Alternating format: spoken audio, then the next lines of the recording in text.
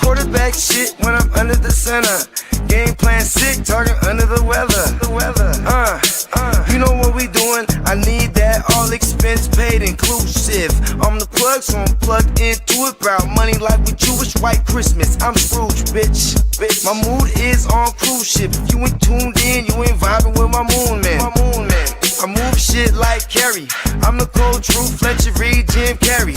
Everything mooey, that mean the price varies. Need that designer cream shit and all Ben and Jerry's. Cream get the money like 36 chambers. Baskin Robbins shit, 31 flavors. Keep it moving. I can make things move. I can make things move. I can make things move.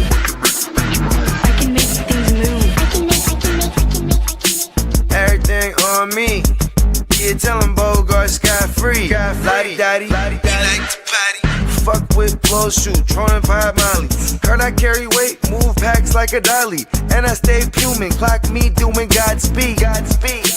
Business booming, back-to-back trips, moving multiple units. Got mules, got universal soldiers, getting money for sure. Yeah, we ain't shrugging shoulders. You think I'm lucky getting over, made it far, cause I'm sharp, fuck a 4-leaf clover. On my 89, minus the flat top. Getting packs off, smoking on the cash crop. Money talk, if you're broke, then you can't talk. Play a never-ending ball game, Sandlot. I can make things move. I can make things move. I can make things move. Getting money when I land there. Smoking all loud so I can't hear. And if your boys bring the noise, all y'all pussies getting scraped pap smear. Codeine got me leaning, tap pizza. Put your boy on point, pyramid of Giza. I'ma rock like this till I'm an old geezer. No pizza parlor, but we deliver pizzas. Ask Uncle Sam, I'm taxing. Look, my no hands telepathic. I can make things move, I'm carefully calculated when I make these moves. I run shit, don't let me get loose. I'm all about my decks, trying not to get goosed. Keep it moving.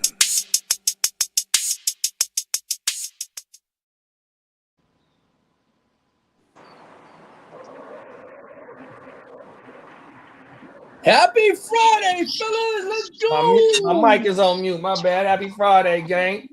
I'm not on my producer shit. Hold on. We got to play a message from our sponsor. We'll be right back, y'all.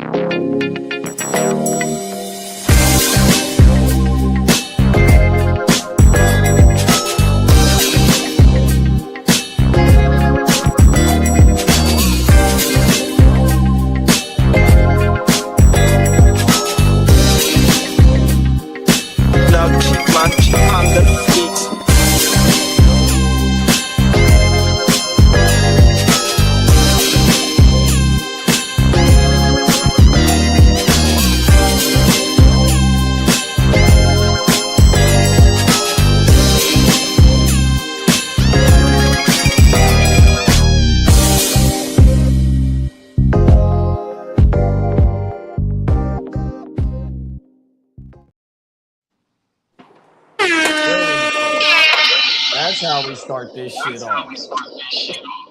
Top of the top, my G's. Where the AK at? Where the AK at? Cheers, Kitteh. I see you, big bro. One more time, y'all. Fucking Friday. Come on now, top of the top. How everybody doing top today? of it. Driving to work. Come on now. Easy Money Friday, man. Yeah, I don't have to be in the office, so it's cool. Come on now. Oh, everything. Lee. Yes, sir. What episode we on today, big bro? Episode 6, season 2. Let's go. Oh shit. We got a bit of an echo going. Is it me? Could be me. Yo. Hello? I think it might be Kitteh. You got your shit going through the Bluetooth Peacock? Nah, I have it off. Yo. Yeah, I'm gonna leave. The regular phone. And y'all say something Hold on. when I leave. Nah, you're probably good. I think I have it. I might have headphones. Give me a second. I could make things move.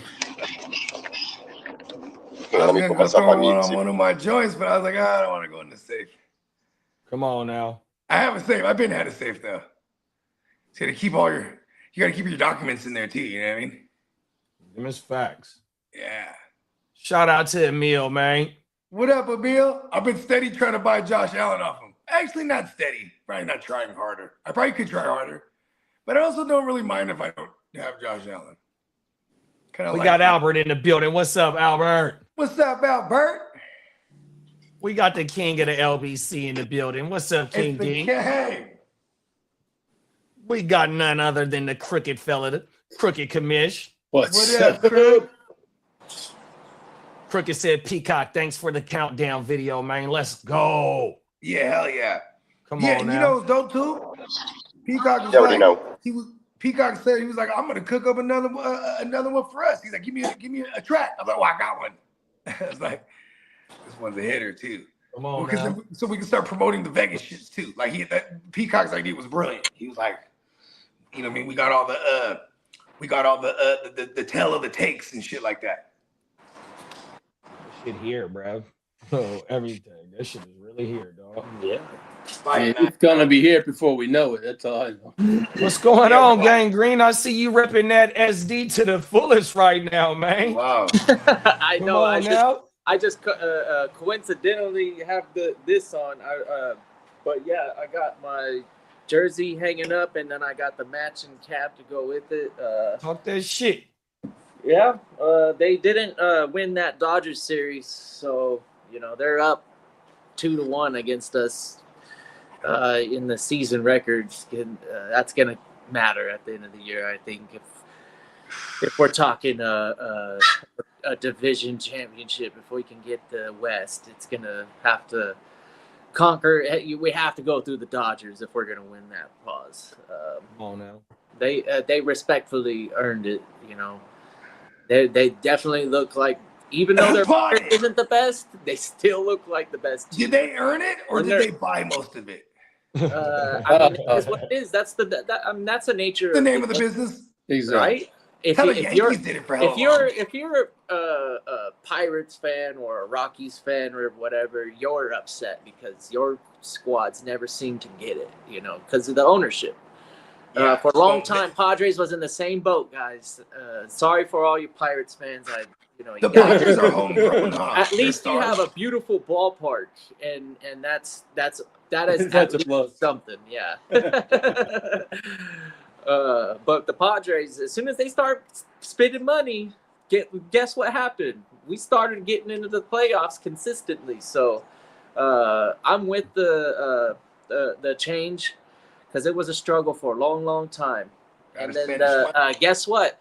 When the organization puts a lot of effort into the squad and they're successful, we sell out every game, not just some of the games, every single game. So that motherfucking ballpark right in the middle of the city too. That motherfucker beautiful than a motherfucker, dog.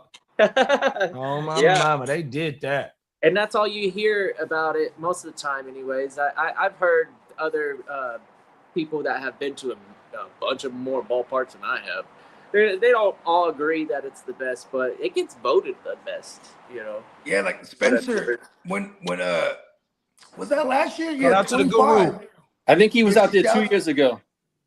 It was definitely 2 years ago. He did East Coast.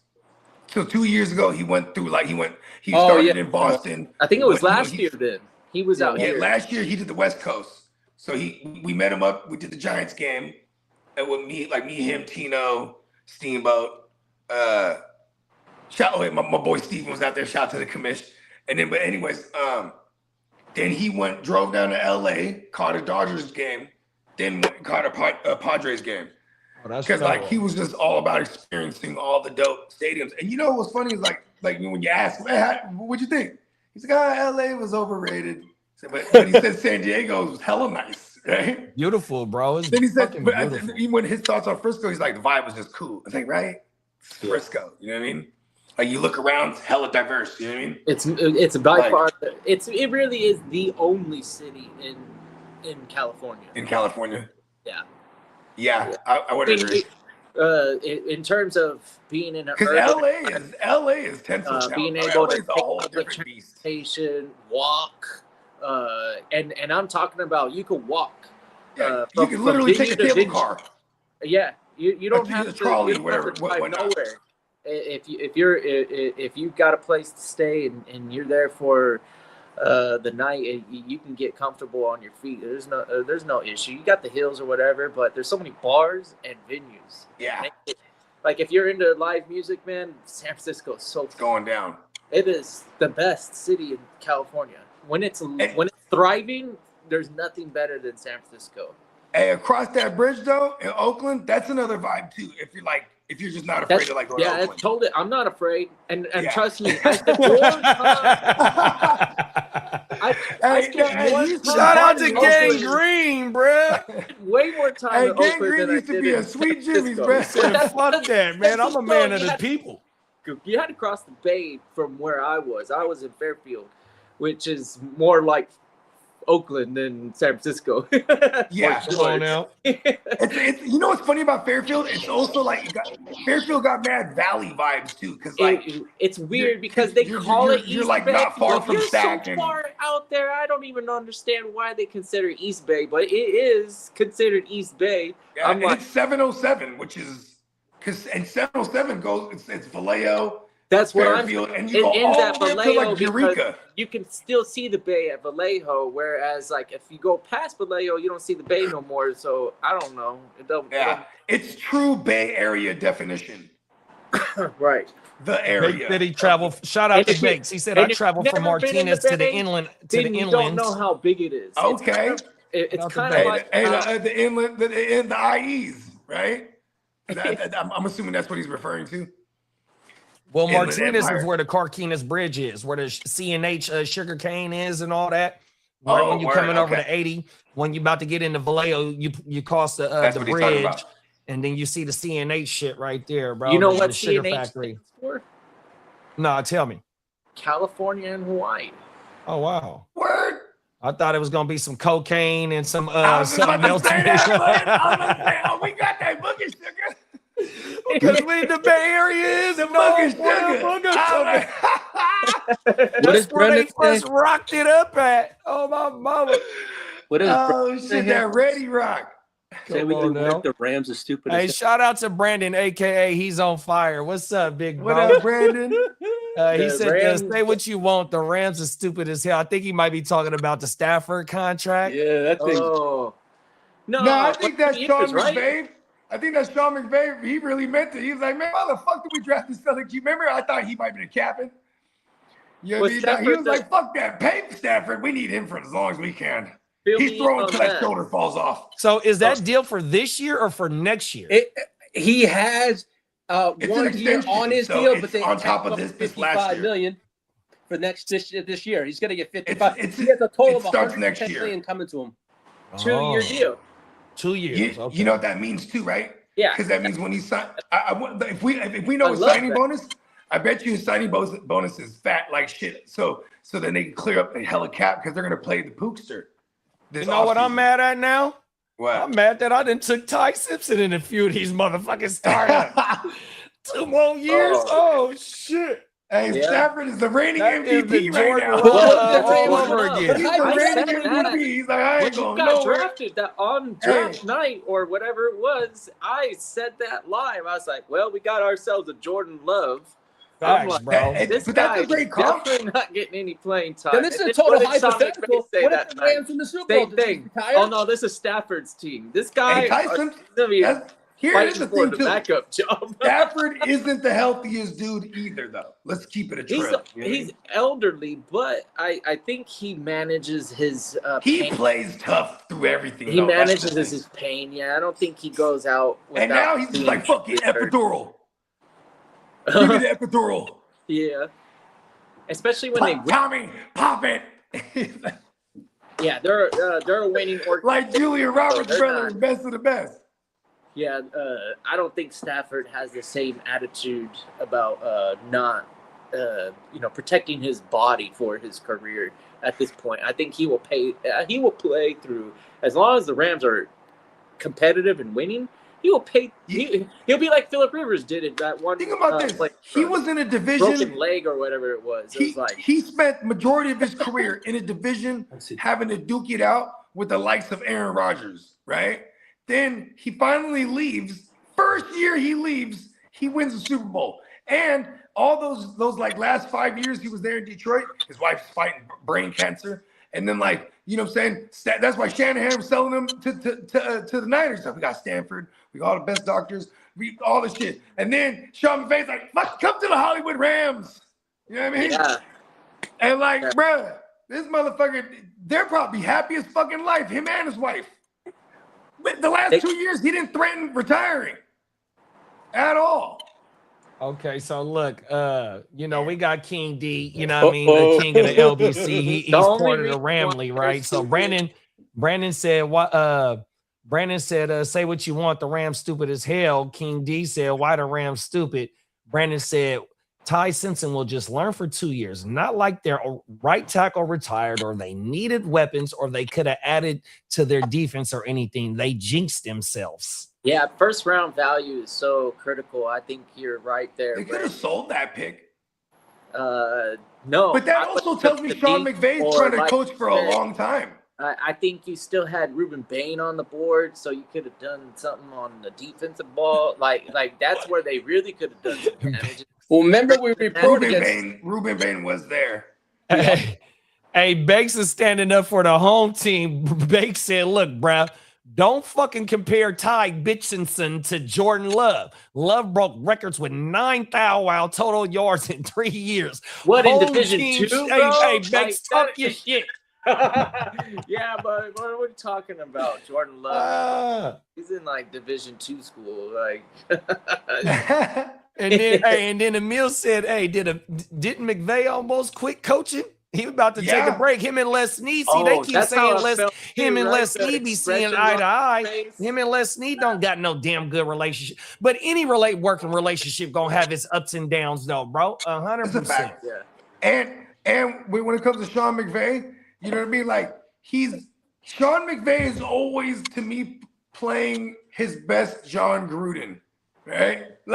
He's just where I think even when he was like, I'm going to go into broadcasting, that was him attempting to do John Gruden things. But in reality, he was probably just leveraging the Rams organization against these networks that were willing to give him $50 million. You know what I mean? I got a question. All right, we win. All right, everybody agrees. Even Rams fans. Okay, King D said the Simpson pick was stupid.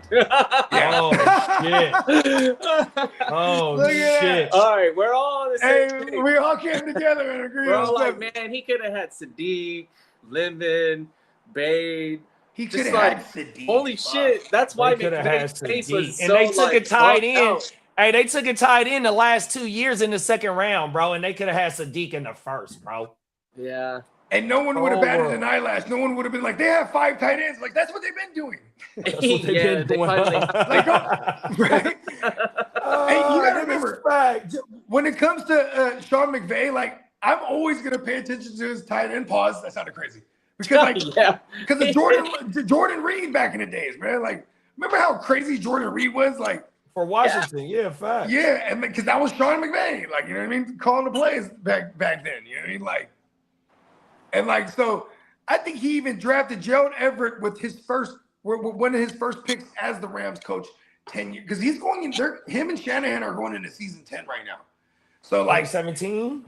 Yeah, they started in 2017, so this is season 10 for them. So if you think about it, Like everything Sean McVay specifically has been doing was just leveraging for a longer career. Look, the Tyson pick might seem stupid now, but 2 years later, and Stafford actually retires, then they enter Ty Simpson, who we probably at this point have seen play a few games, because I'm sure Stafford isn't going to play every single game in these next 2 years. So it's like, you know what I mean? It is Jordan Love-esque. And look at what they were able to go from an Aaron Rodgers to a Jordan Love and still be a playoff team routinely. So, you know what I mean? That coaching family tree, you know, even LaFleur is from that tree. Those motherfuckers, they know how to play the long game for real, man. Because look, Sean McVay's going to be coaching there for a minute now if Tyson actually is the thing. You know what I mean? Come on now. Shout out to Primetime Derek, man. Happy Friday, big bro. Yeah, man. Happy Friday, Primetime D. Come on now. 100%, man. Yeah, McVay and Les Snead for sure. They have something definitely going. They capitalize on one bowl, been to another bowl, always in the fucking playoff run, 100%. So they do have something damn good going. I don't think that shit gonna end anytime soon, just based on they both hella young, 100%. And then they don't fuck with Snyder up there, up north, up the I-5. You know what I mean? That's a rivalry. Then you got up to 80, up to 5, and then take the 80, and then we get to Santa Clara, however the fuck we get there. They got beef up there. Like, look, bro, then now you got another motherfucker from their fucking coaching tree in AZ. 100, bro, this is beef. 100%, you know what I mean? And this is what the fuck we want in the NFL, bro. We want these fucking type of rivalries because, like, even though, like, the Baltimore Super Bowl hurt me the most out of the Kansas City shit, but in order for us to get to that Baltimore shit, it was the Seattle days of the fucking Legion of Boom. 100%, you know what I mean? And so, you know, that's part of, like, my shit with the Cowboys. It was 90s, like real, like on-site beef. You know what I mean? Yeah, 100%. it was like if it was us, them, and motherfucking Green Bay, just always in the NFC Championship those years. Come on now. And here it is now, looking like that with the Seattle getting back into the mix now, because they've been boo-boo for a minute. You know what I mean? And here they at the top of the top. You had the Rams staying where they've been at it. Then, like how Bog said, with McVay and Shanahan. Shanahan got fucking 3 Super Bowl appearances, bro, and then no wins. 2 Super Bowls, excuse me, and no fucking wins, dog. 100%, but yet steadily in the motherfucking playoffs. 100%. You know what I mean? One thing about us too, we ain't had that 1 seed. Oh my mama, that's one thing about us. We always on the road, dog. Yeah. We definitely. Speaking of being on the road, hot take real quick. I know that's probably loud in here, sorry, but hot take real quick, man. If it wasn't for the Patriots rivalry with the Texans in the playoffs, we would have won a Super Bowl by now. Talk that shit, bro. You ain't lying. Because that freaking meeting them in the divisional rounds all those times. That shit crazy, bro. Them motherfucking rivalries. It's been like four different times that happened. Yeah, the rivalry shit is what feeds the NFL, bro. 100%, and that's the same thing like baseball, though, bro. 100%. They know how to capitalize off the regional rivalry. 100%. They come out with rivalry gear these days, right? The last couple of years. Yeah. I'll never wear anything with Seahawks. Week. Not too long ago it was rivalry. I got a rivalry week, right? And we got that in the AOB. So G, when he used to have the commissioner, shout out to my dog G, 100%, the creator of the league. When he would set the schedule up, you would play your rival week 1 and then the last week, 100%. Oh, that's dope. Oh, my mama, shit was federal, bro. But he lost his commissioner duties. Hey, but when he lost his commissioner duties, he won 2 straight. He got mad. He said, "Oh yeah." But see, that's almost proof that the commissioner is a manager than he is a GM and a manager and the commissioner. So you gave birth to a monster by world, bro. Get out of that commissioner spot. Hey, Crooked got a good question. He said, "How do you decide on figure out who your rival? How you be talking shit in the chat? Oh, my mom in the group chat. Yeah. You know who your rival is. Like it also needs history to pile up because if we're just talking win-loss record, like motherfuckers that got your number, we're like there's plenty of rivals that I have like Bernie Mac or Steamboat, where it's like, or Guccinni, where it's like, bro, it can go either way. You know what I mean? Like, you know what I mean? Like we're not gonna get. I love those matchups because it's like they're usually in the post too. You know what I mean? Like you know how many times that Guccinni knocked me out? Bernie Mac is not my rival. He's my nemesis. He beat me in 2 ships last You know year. what? I'm with you. He is one of my nemesis. That's how Diamond Joe is. Diamond Joe stopped me. So I got in the SBI back-to-back years. I forgot who beat me the first year. Then that second year, Joe beat me on my mama. Then in fucking the Dynasty, me and Joe 100%. Oh, yeah, 100%. And Now I was I think able to about get you, one I lost out two of that Super Bowls to motherfucker for Guccinni. sure. I don't think I beat Joe in the championship. I lost to JD in a few Super Bowls. Oh, there was one year where we were playing each other in both the Dynasty and the Heart Start single QB. Come on now. Yeah. Good thing we split. We just took the whole total and split both of them. Like just as an entirety. And then I lost both of them. I'm like, yes. like, oh, no, like, bro. yes. And now me and Kitteh got some because Kitteh beat me in the championship in the next gen. So I can't wait to see him this year. That could have been. I could have had 4 championships last year, but I had a second place. Shout out to my dog, 100%. You're right. And Kitteh knocked me out of that championship, or that playoff to go and beat you in the championship. Whole world, bro. Yeah, I'm pretty angry about that. Whole world. I also won multiple championships. And that's what I'll say in my definition of fantasy draft. I only split one league. The motherfuckers be knocking you out the playoffs. So I did okay on that end too. But shout out to, I forget who I was facing off in that one. But they definitely had a potent squad. But that playoff run that I had put on, it was quite impressive. I was putting up I think the most points on. Yeah, it was like all them receivers in that league. Oh yeah, I usually do that. I mean, you're gonna hear me preach this season. I'm not. I have a game plan, and I'm not letting the draft dictate my choices anymore. Which I like.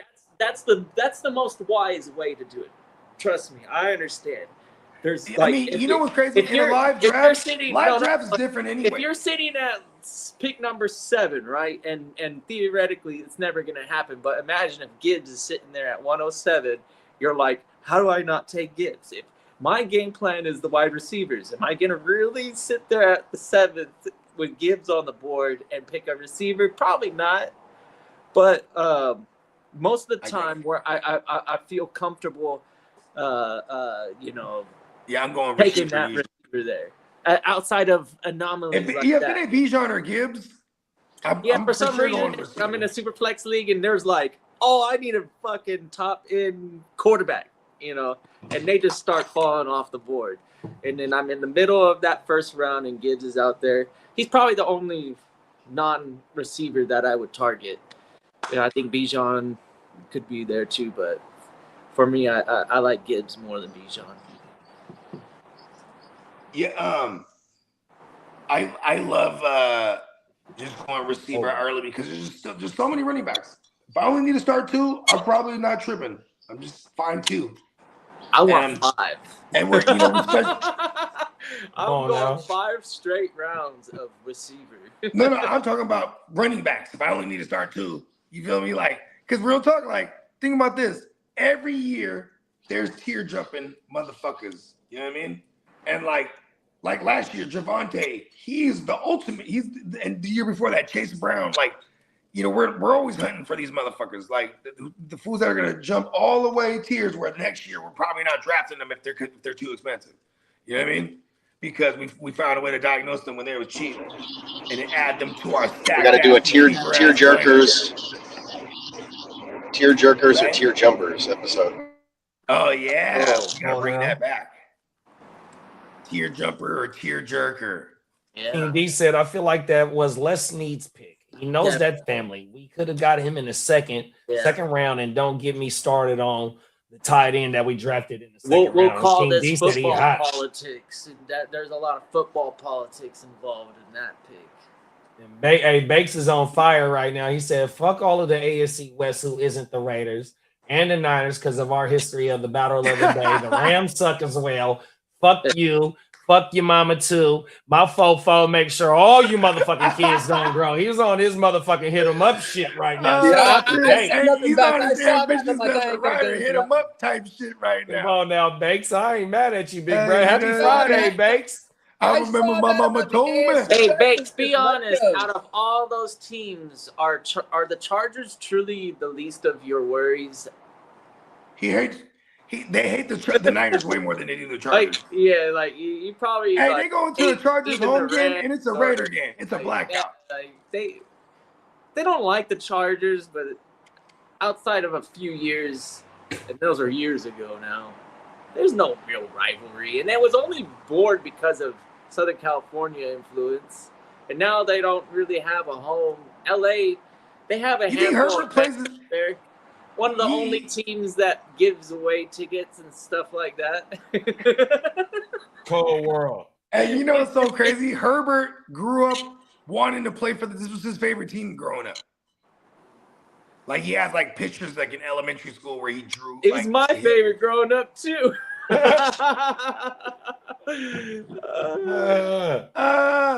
I mean, shit. Well, we'll see what happens if anything. I think fantasy relevancy, the Chargers still have it, but They're gonna be dope. Yeah, I still think that they're gonna be a couple Chargers worth drafting. Lad is getting scarier. You know, hearing news about interest level on more receiver additions and stuff like that.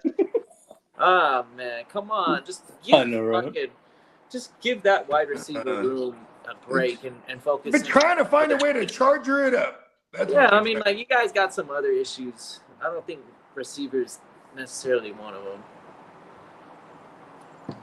But, you know, fuck it. If you want to bring back Keenan Allen to retire in week 1, then cool. Let's do that.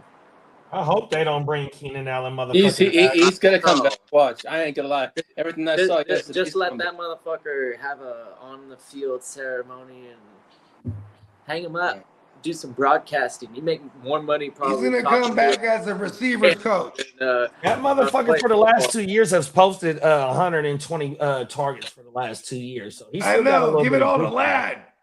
Yeah, we need to get all the old timers. So greedy. We need the bagpipes. We need to bring them things. I don't understand. He got his record last year. He doesn't need anything else. He got the record. Hey, Bakes. Yeah. Hey, Bakes. Brandon said do you got problems with the South Coast? That's AFC. What's up, Bakes? You got problems with the nightmare fuel, Bakes? You on fire tonight? I mean, you on fire today, big bro. Let that shit. Hold on, Bakes. Let me give you a drop. It's the G, that's how we rocking the GWN. I gotta give Bakes a drop real fast. This is what Bakes is like. He letting this clip go right now. You know what I'm saying? He's letting it happen. And we got clock management in the building. Another Niner ganger in the building. What's that? Hey, Clock's like, hey, yo, fuck everybody. hey, Bakes. Now you got 3 Niners on the panel right now. You want to still talk that shit? No, but what he just said is making me laugh. Yeah, fuck Kirk Cousins. He's supposed to be come to the Niners back in 2017.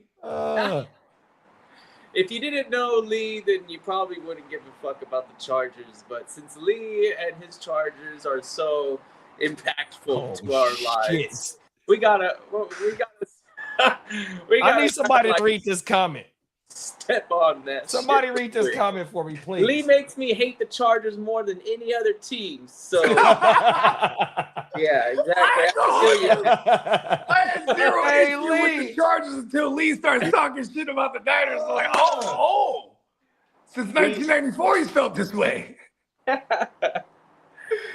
He sure does love them Chargers. That's hella funny. You don't have to bite your lip. I mean, Lee been working on his non-disrespectful movement lately. Everything. That's why he chilling right now.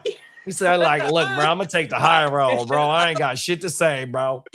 Yo, man, when you see me in Las Vegas, this motherfucker's gonna be a lot fucking different. You bought Okay. No. Wait. Look, Time out.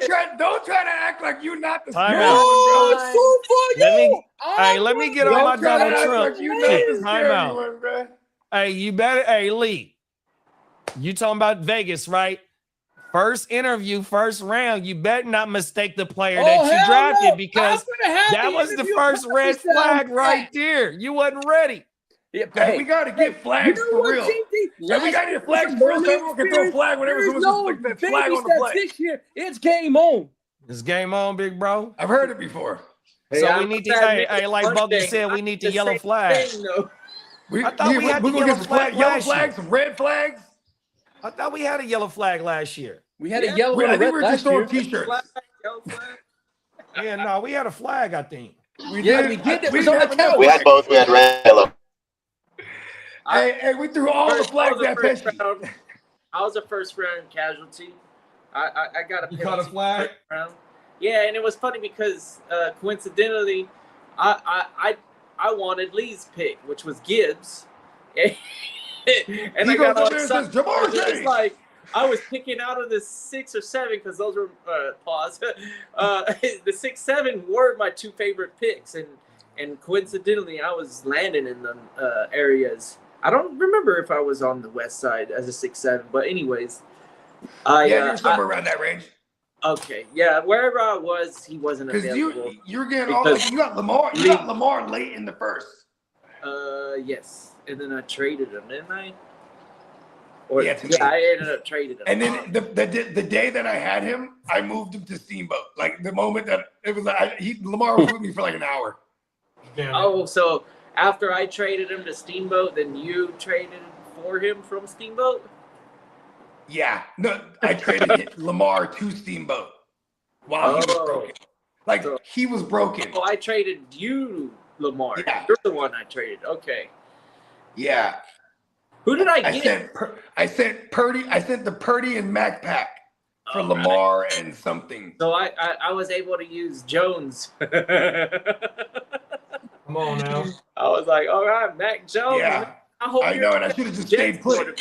Because that's because the moment I traded for Lamar, he breaks. Mac Jones. like I traded for Lamar. He had got dinked up the game before. Then they're like, oh, he's gonna miss some time. So then I was like, okay, screw it. Yep. Hey, here's broken Lamar. Like everyone knew that he was gonna miss some time. So I go to Steamboat, I'm like, here's broken Lamar. Give me Baker. You know what I mean? Like, let's just. Was it Baker? I forget who I got from him. Yeah, I was like, let's just do this. See, I couldn't even remember my own. Oh yeah, it was Baker. Yeah, I was able to trade for George Pickens from Minnesota. Then that was another shit that helped me stay at the top of the. You motivated me to go Javonte? For another player. Nah, hell no. That was the league that we faced each other. So when you made that move, I was like, I feel obligated. I need to get some action. I traded with King D2 and got Stephon Diggs for the second. So I was like, you know what? Oh, yeah, in the next gen. I'll go ahead and grab Diggs just in case of injury. This is a nice, at least the team's WR1. And then at that time of the season, he really started to show out finally because it was a little bit sluggish at first. But I got him right at that moment where he started to pop off and I did have to start him because of bye weeks, and that's always it's the flow of the season, right?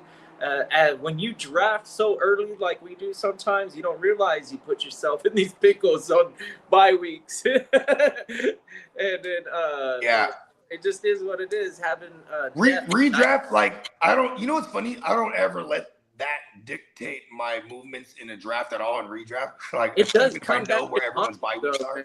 But I've also thought of this a lot too. Is say I love the Rams and I end up with all the Rams.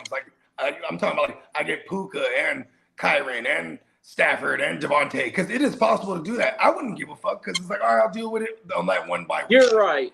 And I take this back. I'll deal with it on that one bye week. You know what I mean? Focused in on this thought process of mine is because we had that ridiculous week 13, week 14. Yeah. Was it week 13? Yeah, the bye or 14. Yeah, that bye week in the 14 or 13 week. The bye apocalypse. I was like, that is ridiculous. We cannot be having bye weeks like the day before or the week before playoffs. That's yeah. That the 12-13 shit was wild. Even in 14, like not having the Niners. Yeah, the 14. I think the 14 week 14 that just fucking killed me because I had a lot of momentum and two of the teams that were on bye were on my squad and obviously that didn't go well. But I still think I made the playoffs. Oh shit!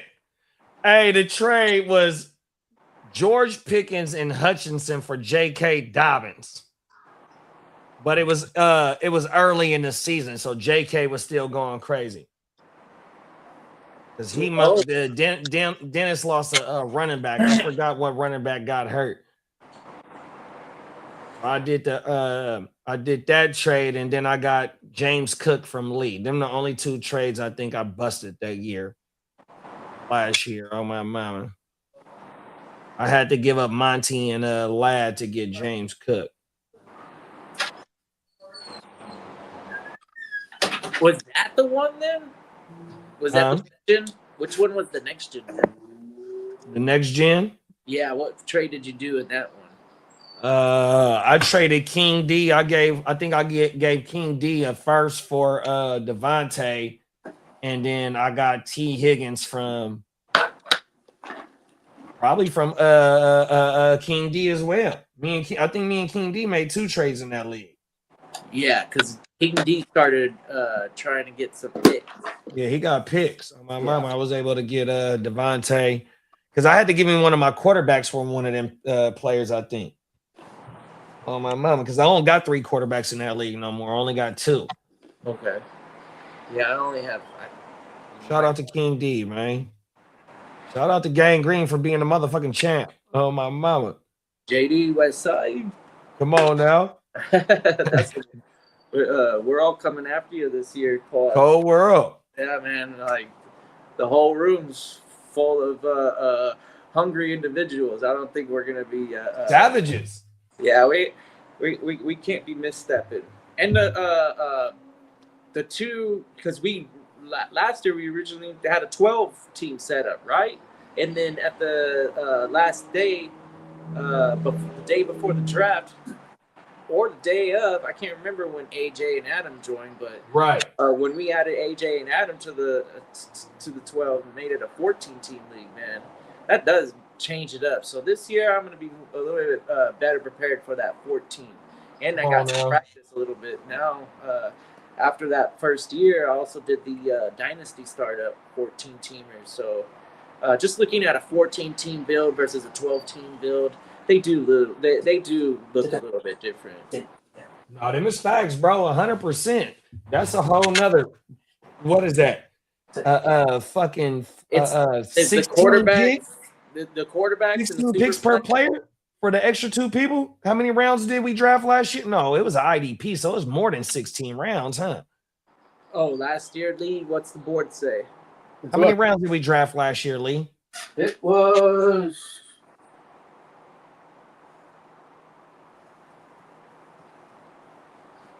Gotta be in the 20s, huh? Oh yeah, we're in the 20s. 24. 24. Wow. And then you just added 2 more players.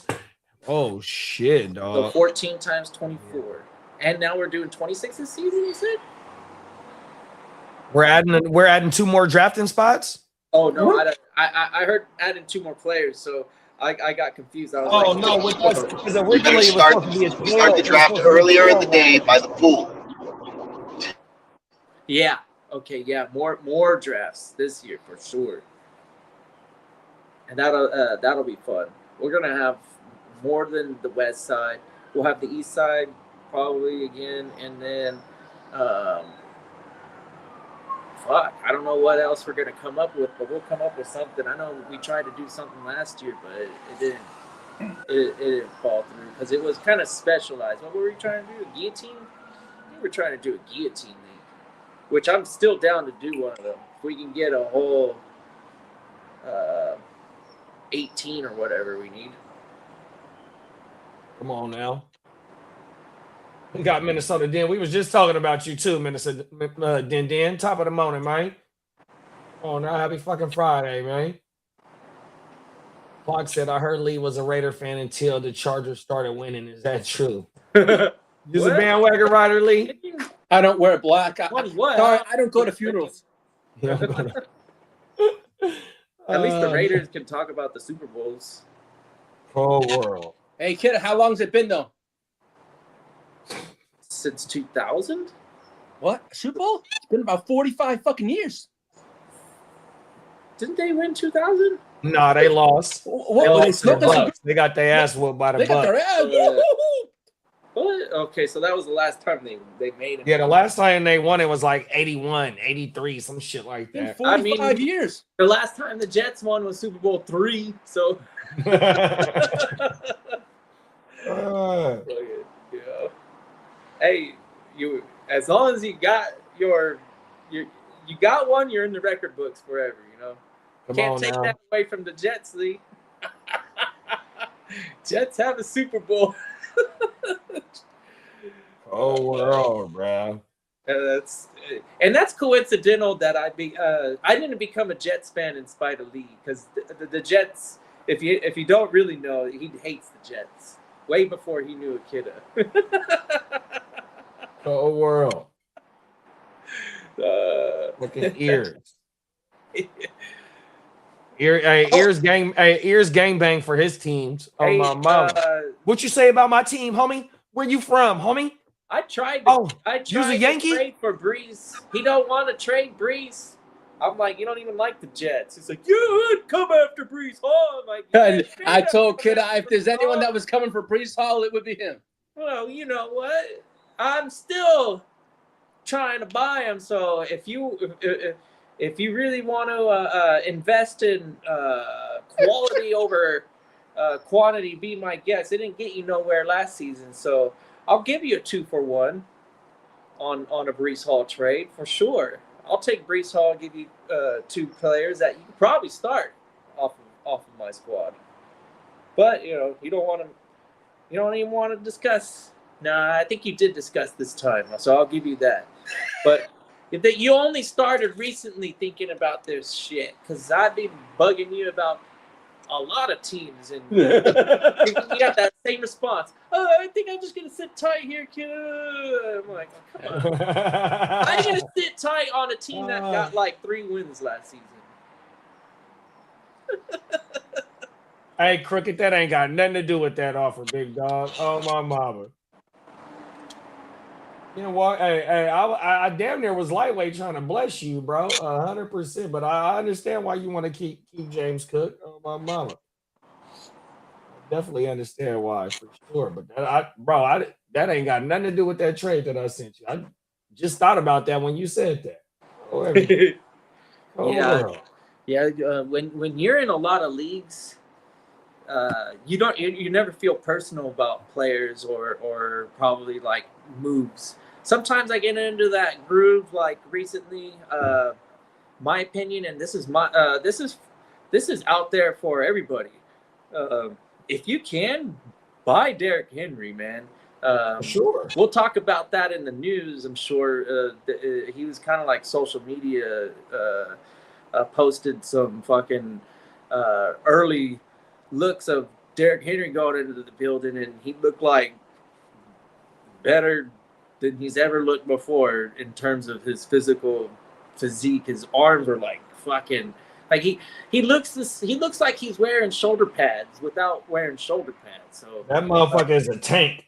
Man, yeah. And then now that you got Harbaugh out of there, I think the organization is going to smarten up and use him like he's a true workhorse back, because look at all the production he got out of him last season, and he didn't really even touch the ball too much in winning position. Like when they were winning late in the game, they wouldn't have him out on the field, or even in those situations where they like.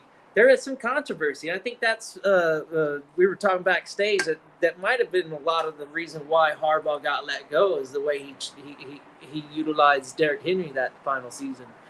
You know what I mean? Come on now. That dog, Derrick Henry, bro. And like you said backstage, back-to-back 1,500 yard seasons, back-to-back 16 TD or more seasons. So he got 3,200 yards and he got over 30 TDs in the last 2 seasons, bro. That boy ain't slowing down, not for nothing right now. Yeah. 100%. The amount of touches that he gets, they're not. He doesn't lead the league in touches, and these are his yards per carry is still elite. He passes the eye test. Man, I'm just saying. I think you can still get Derrick Henry at a value here, and come away with an easy like top 5 RB at the end of the season. You know, I don't think he's gonna for our dynasty leagues. I don't think he's gonna be too wild. Redraft, he's going back in first round. I would imagine. Running backs are probably the true targets for most fantasy managers in that first round this season, I believe. We got the big 3 off the board, and then Amon-Ra might sneak in there at the back end of round number 1, and that probably, if you wanted my early evaluation, that's where I want Amon-Ra right now. If I'm in the back end of round 1, he's my number 1 target. It's like I'm waiting for him to fall. I'm definitely taking Amon-Ra over any WR2 on a squad. So T. Higgins or Devontae Adams, they're not in Amon-Ra territory for me. He's got a totally, he's in a tier of his own right now. Fuck that shit. He's not quite in that top tier, but I don't think anybody is as consistent or has that role and quarterback. Yeah, it's highly efficient over there. When you get 150 targets and you ending up with 120 receptions, over 1,000 yards and 7 TDs, you know what I mean? That shit is highly efficient. Him and his QB is very locked in. In my opinion, you still have to have him in the top 5 fantasy wide receivers. And then, you know, they knew OC is coming over from Arizona, and the way that he had Brissett, Michael Floyd, and fucking Trey McBreezy going crazy last year, 100%. We should still have a lot of high hopes for this Detroit offense in fantasy this year. Yeah. I mean, Amon-Ra, he's what, receiver 3 the last 3 years in a row, something like that? Yeah. Great production. So not last year he wasn't. Puka, JSN, Amon. Oh yeah, he was Amon. Amon was number 3. He beat out Chase.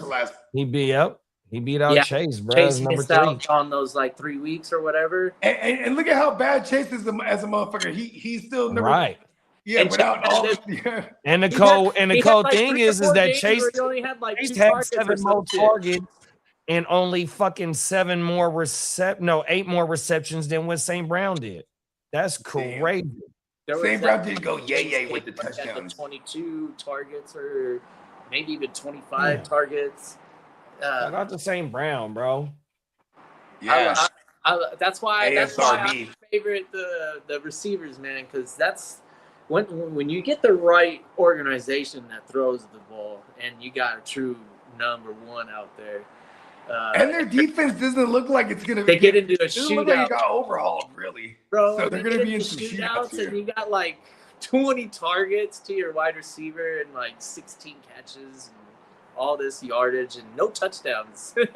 Remember that was the Puka stat line for a little while. That was one of the reasons why I had people not drafting me, especially since Devontae came. Yeah, 100%. He completely switched that up on my mom. Last year, that motherfucker Puka completely stepped it up. He showed was shitting on shit. Showed out last season. I mean, hey, Puka was on his manifestation shit. He was like, "I'm about to have 11 kids, and I'm gonna be one of the highest paid receivers."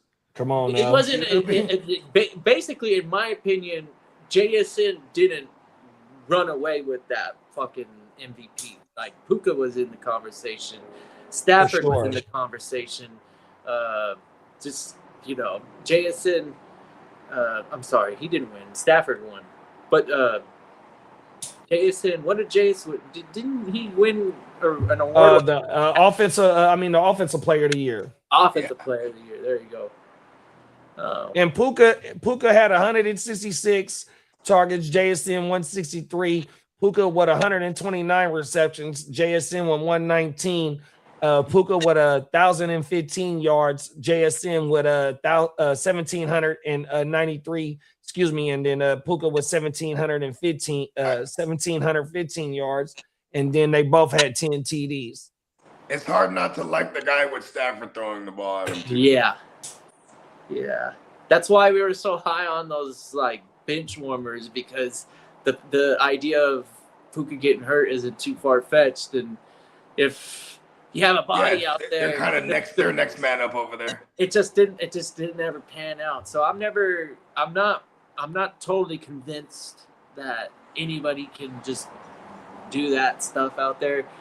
Puka is special. Puka is a guy out there, and he got a season to like see how Devontae prepares and how Devontae does things like that. That's a big deal. Plus, Puka's whole career, he's had an ultra professional Matthew Stafford throwing him the ball the whole time. So it's like, you know what I mean? Like, then you got Sean McVay coaching. Like, it's a very, very perfect formula they got going, because Puka is hella good too. You know what I mean? He's not just like, you know what I mean? He's not no regular. Bro. Hey, they took Puka in the 5th. They took my dog CJ in the 6th. CJ gonna be the Devontae replacement. Watch, bro. 100%. I'm calling it right now. CJ Daniels, bro, is gonna be the Devontae replacement. Oh, everything. He gonna be that WR2 in that LA, bro. Oh my mama. That is my fucking guy, bro. Yeah, because Devontae, he's probably oh God, I think Devontae wouldn't mind playing like as long as Stafford's there, and he'll play that kind of role too as he gets older, to step down a little bit for the youngsters. You know what I mean? Shout out to motherfucking CJ Daniels, bro. If he's out there floating around in any of your leagues, go throw him on your fucking taxi squad, y'all. I'm trying to tell you, bro. He is one of the next ones up in fucking LA, bro. Especially if they don't bring in another receiver. If they don't go get Diggs. Lee got news in the on Tyreek. We might not see, bro, this year. Maybe not till till November. You know what I mean? So look, bro, there ain't too many other wide receivers on the market over there, and they need more than just Devontae and motherfucking Puka, 100%. Because Puka got hurt last year as well. Devontae got hurt as well last year. You know what I mean? So look, bro, you got to have a plethora of weapons. That's why the tight ends were starting to step up last year as well as the receivers went down. Even Mumpfield, and this kid Daniels is way better than the Mumpfield, is what it looks like too. When I seen the Daniels tape from college, it's like, oh shit, this kid's crazy. Yeah, that motherfucker's a red zone threat that can run the whole route tree, bro. Oh my mama. What school did he go to? CJ. You already know, big bro. The 305, the Trick Daddy school. My mama. Yeah. Okay, so you actually have a solid opinion on him because you've seen him fucking play. All right. His alma mater, bro. He got outshined by Malachi Tony this year, the true freshman. The Malachi Tony is one of the ones that stole the show for the Hurricanes last year. But CJ Daniels had been there for the last couple of years. Oh my mama. Yeah. Yeah, I mean, he was always on my queue, but anytime it came to a choice, man, I should have been. Man, I'm mad because after the next gen went up, I went and picked up like everything I could. And then but Daniels, I didn't grab him up for whatever reason. And then the next day someone grabbed him up. I was like, fuck. Yeah. I think Bakes. I think not Bakes, but King of the LBC. King D got him in the next gen. Oh yeah, I think he picked him up even. Okay, yeah, the other receiver they drafted. Yeah. Oh my bad, Peacock. My bad, Peacock. No, you guys are just. No, I was in and out or whatever because I was looking for this place, but I finally got to my location. So I'll check in with you guys if my job cancels. Otherwise, I'll see y'all later. You guys have a great weekend. Big bro. Happy Friday, big bro. Yeah, man. Hey, get the bag. Come on now. That's right. Peace out, y'all. Gang. Peace. Oh, excuse me, y'all. Yeah, Neon Peacock. Said Lee isn't a Charger fan. He wouldn't even trade me for Jerry Rice. You got Jerry Rice on one of your legendary squads? Not no more. I don't have him. Hey, so shout out to all my mad homies, right? His son that's been bounced from team to team to team. No, he's been dropped. Hey, so when so the dead period for Madden is July, right? June and July, because Madden come out in August. So what me and my Madden homies would do is we'll go download the legendary roster, and like how Joe always and like how you say it too, Bogey, how you compare IDP leagues to all offensive leagues is like doing the Madden draft. So that's what me and my homies have done for ever since I known them. Motherfucker, we'll draft all 52 players on our team, right? So what we'll do is we'll add the legendary rosters to the current rosters to take us into Madden, into the new Madden. And we'll try and get a couple seasons in on my mama. So you'll have Bo Jackson, Dion, Joe Name, all them motherfuckers, bro. Yeah.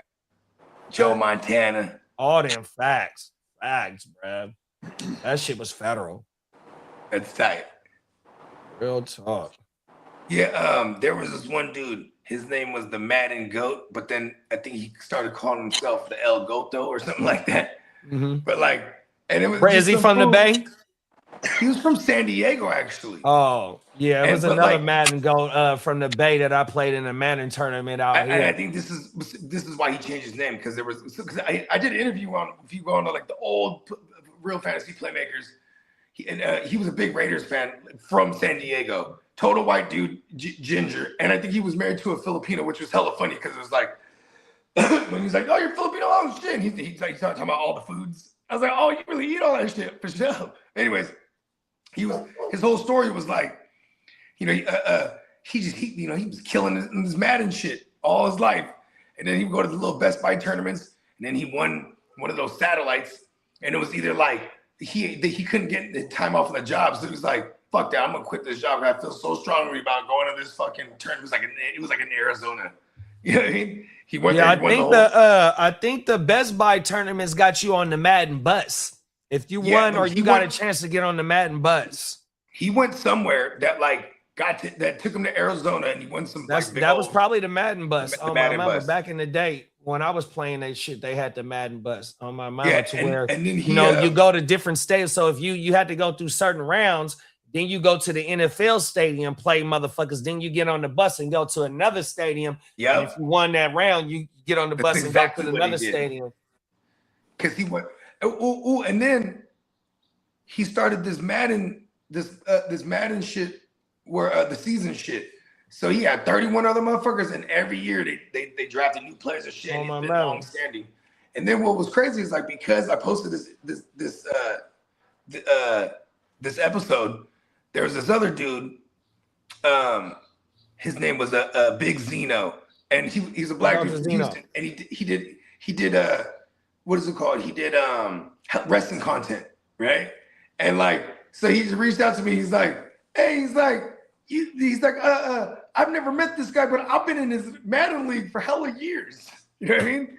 I was like, wow, it's crazy. It just operates purely online back, because it was from early online days, you know what I mean?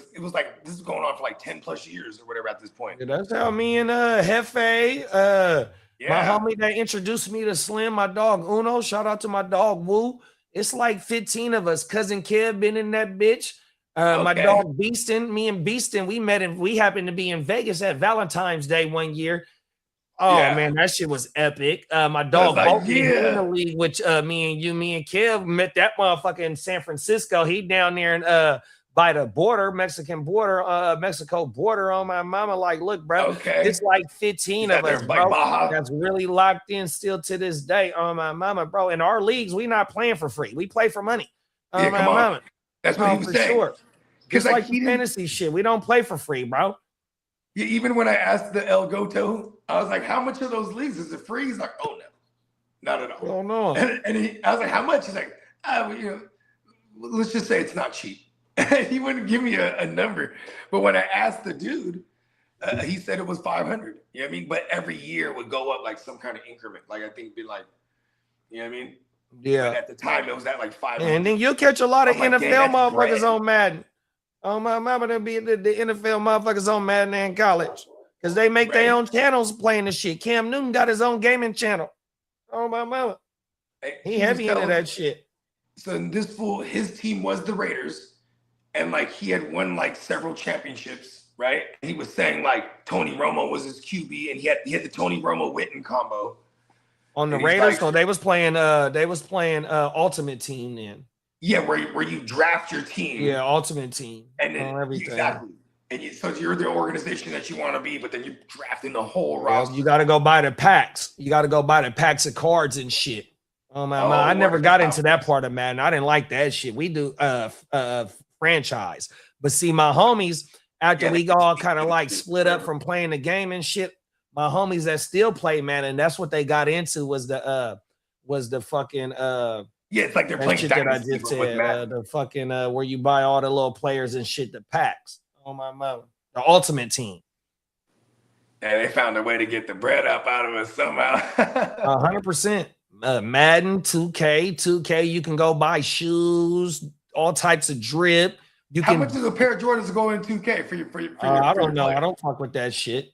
But I was buying shit on Grand Theft Auto at first before I had the cheat code. Oh, word. Yeah, I was spending money on Grand Theft Auto. They was getting money. They probably got a good 300, 400, 500 out of me. I ain't gonna lie. Oh, and you can buy Jordans in there too?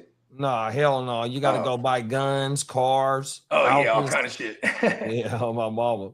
Contraband. Contraband. Oh, my mama. For the propaganda that you try to spread in the whole motherfucking category. You feel me? The whole world. Hey, Lee. All of it. Sure. Hey, what's the name of the show today? Hey, hold on. We got 2 more to go.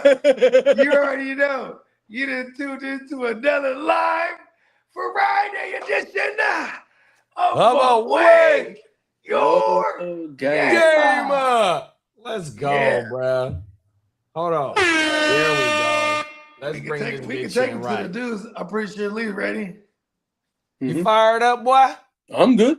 We doing 3 shows a day, all back to back, y'all. So when this motherfucker in, I've been enjoying taking a razzing in the chat. It's kind of fun today. Come on now, that's right. Oh my mama, let's get into the motherfucking news, y'all. Here we go. All righty, let's hit. Hold on,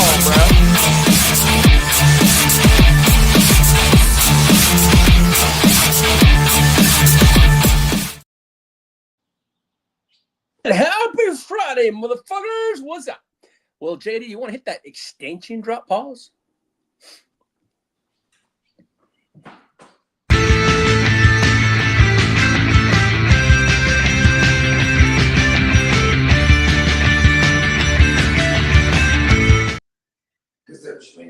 Emil, I'm always charged up. I'm just a little tired today. Well, we know about the Rams signing Matthew Stafford for 1 year, $55 million extension through 2027. Stafford now has 2 years, 105 remaining on his deal. Damn.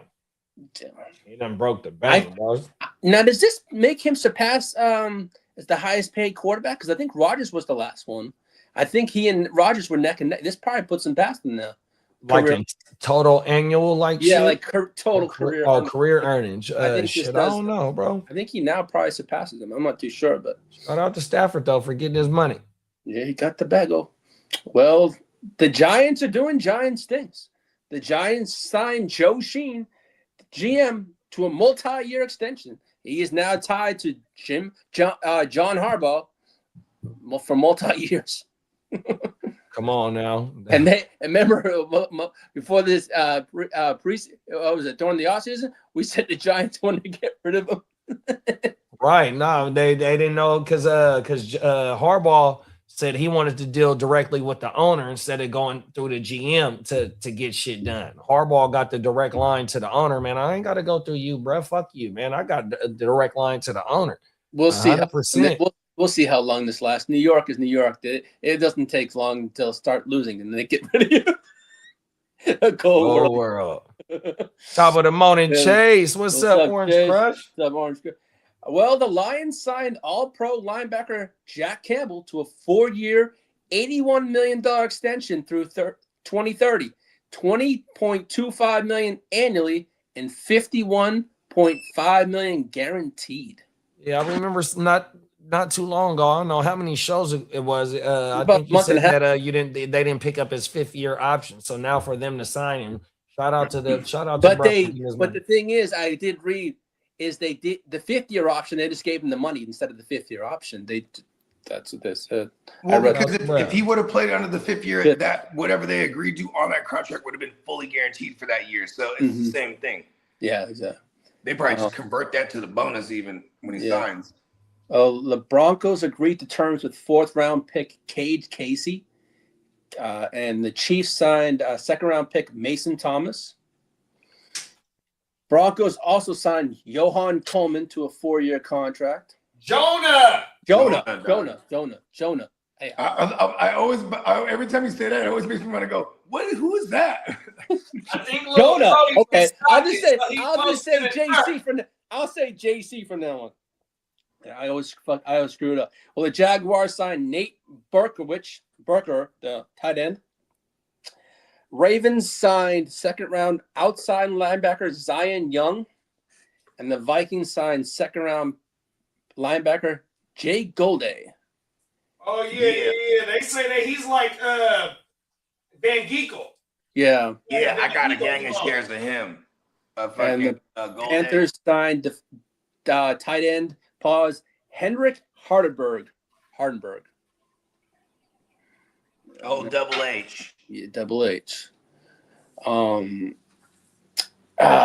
that's all for the signings. When JD's back, can you hit that rumor report?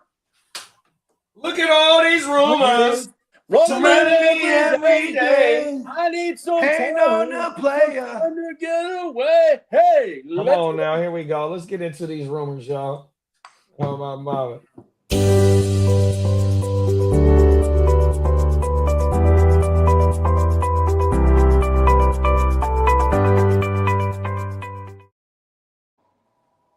Well, shout out to Spencer the Guru and Guru Nation.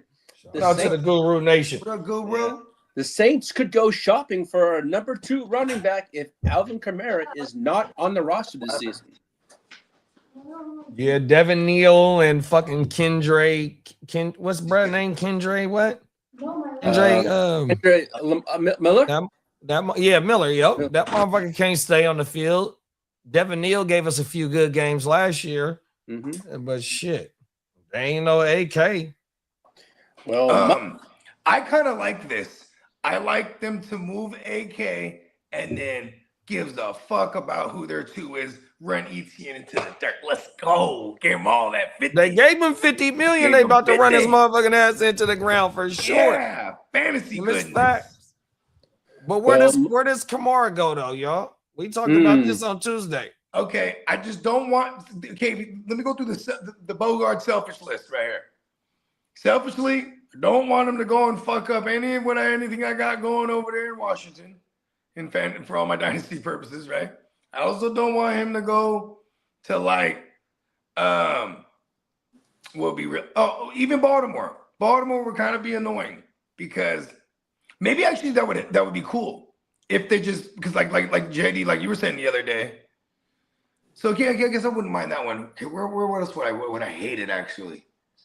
I really hate it if he ends up with the Broncos. That would be fucking annoying. Bake said ETN is about to have a season like Kamara had when he broke out. I ain't mad at that. And then he says Tyler Shoke is going to check down. And then Emil said maybe he can go to the Dolphins, be over there with A-Chain. You know what's crazy is like, I feel like if he's gonna get cut, he's gonna go to like where he thinks he can get one, and I think that would be the Broncos. The Broncos, the Seahawks need a running back. Oh shit, I didn't think about fucking because I would hate that for my price shares. What else? Where else could he go for a championship? Denver, because all they got is just Kamara. It would be really annoying. I mean, not Denver, Buffalo, excuse me, because all they got is Cook. That would be annoying. What if he went to the 49ers to back up CMC? I would love that, Lee. I would fucking love that. I would love that too. For real, it's about the money to Kamara. At that point, I don't care about fantasy. I mean, I think that's the most logical spot if for that him. motherfucker find his way to Frisco, dog. Oh my goodness. Whole fucking world, because I think he still got juice. He might even end up with the Rams, bro. If he gets the choice, that too. Yeah, that too would be nasty. Yeah. Those are the two landing spots that would make sense if he wants to win. Those are two. Yeah, I think the Seahawks too, though, bro. Just based on that, Jadarian, and then all you got is fuck, I don't even know who. Sharps, Emmanuel Wilson. Emmanuel You got Wilson Sharps from the maybe in Packers. November. Good looking. Yeah, if I was Schneider, I'd bring in Kamara. I don't know what they salary cap looking like if they can afford, bro. Ooh, that's a dicey part right there for them. Well, that's the thing too. Is like Kamara is banking on being cut so he can do the old double dip. He can pick where you want to go. Yeah, pick where you want to go and then play for cheap for a contender because he's gonna get 19 or whatever. My bad, y'all. Like he's gonna get 19 because he'll clear the waivers too. Chase said, Chase Orange Crush. He said, now that we got Jonah Coleman, I don't see any room for AK. The only reason why I'm saying this, Chase, though, is because the Sean Payton correlation. And like let's not pretend that Sean Payton didn't involve 4 running backs last year, you know what I mean, in some form or fashion, you know what I mean? Like we've seen McLaughlin out there, we've seen Batty, we've seen and then we had, that's why we were mad at this because we had all the RJs last year. And that's why he took another running back this year as well, is because of the McLaughlin and the Bad A and the motherfucking JK. They can't stay, you know what I mean? The motherfuckers ain't him like that for what he want to run 100%. And where he has success is a 2-back tandem that is going crazy 100%. So he's still searching for that second back. Yeah, he wants that Kamara Ingram tandem that he had for all those years. Like what that was like 10 years ago now. Oh my mama. Nine and RJ got a 2nd round draft capital and Jonah got a 5th, even though I'm not saying that Jonah can't produce in the NFL because he got a 5th round pick. I'm just, we've seen it. Draft capital or a 4th, whatever it was, I'm just saying that AK got a lot of production in this league, and I still think he got a little bit of juice. So if he does come available, I think Sean Payton would welcome Buddy over there because, like Bogey said, they carry 4 running back. A lot of teams carry 4 running backs. Yeah. But one of them motherfuckers got to play special teams, though. That's another thing, too, though. And then it'll be RJ Harvey bringing the return. Cold world. I'll be high as a motherfucker. Here's another thing, too, where I'm mad I didn't research enough about Coleman. I just kind of was like, oh, his draft capital, I don't need to where I got RJ's. But it's like, here's the thing with Coleman. He's like, this fool, man, he's good in the goal line. He's good in zone running. This motherfucker can block. You know what I mean? Like, even just that alone, he's already like RJ it could be threatened to be like a 1B to his 1A. You know what I mean? Yeah. And like all it takes is a JK injury. And then they get to see what Coleman does, and then you don't go away from that once he starts balling. They got a great offensive line. Even probably in redraft, you're probably drafting Jonah at your last pick because he's gonna be there to where you can hold him. Hopefully, you don't have to drop him because of injuries or shit like that due to your team. You know what I mean? But to stay ahead of the waiver wire because I'm a dumpster diving king, bro. I try and stay ahead of the wire so much as possible as I can, 100%. And I would draft Jonah Coleman with my 15, 16 pick in a redraft league just to have a dart throw out there just based on we don't know what's up with JK, 100%, bro. Yeah, bro. It's pretty funny, though, because, that's I would think there's a great, like they need receivers, right? In Denver? Yeah, right? Yeah. I mean, they did trade for Waddle, I guess there's that. Actually, I'm excited for Waddle there this year. Yeah, Sutton was a back end, a top end WR2. You have the emergence of Franklin, who had about 7 TDs. You know what I mean? You add Waddle to the mix, 100%. We still ain't seen what Pat PB could do and Pat Bryant. So they got weapons over there, 100%. You know what I mean? The main thing is how healthy is fucking Bo ready to come back and be able to distribute that rock 100% because that ankle. They're gonna definitely like not have to rely on his legs with the plethora of running backs they have now. You know what I mean? And be a lot of play action in the early part of the season until he get fully healthy to where he can make plays with his legs and shit like that. They got a lot of king short A dot type receivers, right? Like you said, like Franklin, even Pat Bryant has that what is it called? Profile. And even with the motherfucking Waddle though, the Waddle they're gonna try and get him with the yards, with the yak, the Duce. That's gonna be a big part of his game with the shallow crossings, the mid crossings. 100%. Well, last night, Mike Garafolo reported said the Rams were very close to landing A.J. Brown, and talks with the Eagles could reopen. Come on now. See, the Rams ain't out of it. They still shopping. So, man, the Rams about to have A.J. Brown and A.K. watching the Hollywood Rams. They still shopping like it's hey, what Mac Dre say? I'm always tree shopping like it's Christmas. That's the Rams. Oh, my mama. We always start shopping because we are in LA. I couldn't make that rhyme, but okay. I'm not a rapper though. You know what I mean? I'll be trying to get my rap on. I'm more of an R&B singer. You know what I mean? It ain't about what you say, it's how you say it. You know hey, you just said that not too long ago, too. Yeah, I mean, it really don't matter what we say as long as you're saying it live. Talk that shit. Hey, Emil said, how do y'all feel about AK in Washington?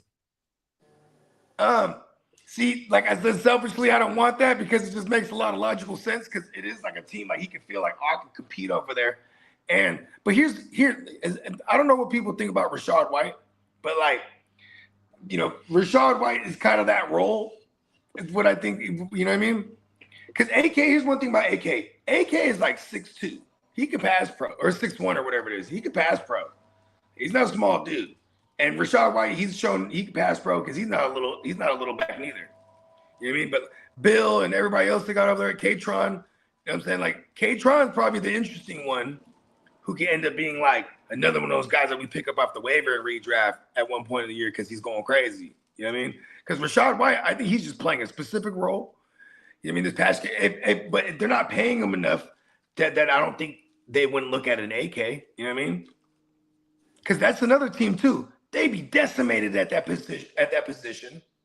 So like, why wouldn't they keep their pockets loaded and go get an AK? But also they don't invest a lot into that position as well, though. Because B-Rob, he wasn't a high draft pick. I think he was a third round. Well, that third round is a high pick, 100%. Then you throw Eckler in the mix, which he was on the tail end of his career, but he produced his first year in Washington and then got hurt last year, 100%. Now you take JCM last year in the 7th round, 100%. Now you bring in Jerome Ford and fucking Rachaad White. That's free agents, which you ain't gave a whole lot of money to. Then you draft K-Tron in the 5th. It's like they running back room is packed, but there's nobody that has a defined. I mean, there is. White is the one that has the defined role, but yet somebody could emerge as maybe the lead dog over there. You know what I mean? So why not take a shot on AK? You know, because there is no somebody that's just highly productive over there that they got in their running back room. But that's how Javonte boomed last year.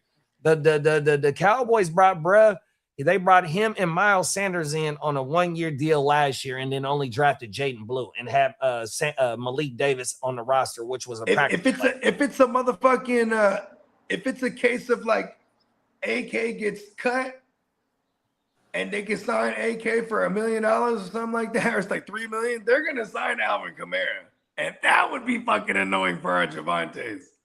Come on now, but. Like you said, what if he's like in the Miles Sanders role or Malik Davis, whatever it is, where he's because they run enough plays, period, that they're able to throw it that many times and the run. Yeah, but see, that's the thing though about the reason why. Like if shameless plug, y'all go watch the Javonte shit, right? My shit, right? Javonte didn't boom the way I wanted him to boom because the year before that motherfucker had 70 targets. Last year in Dallas.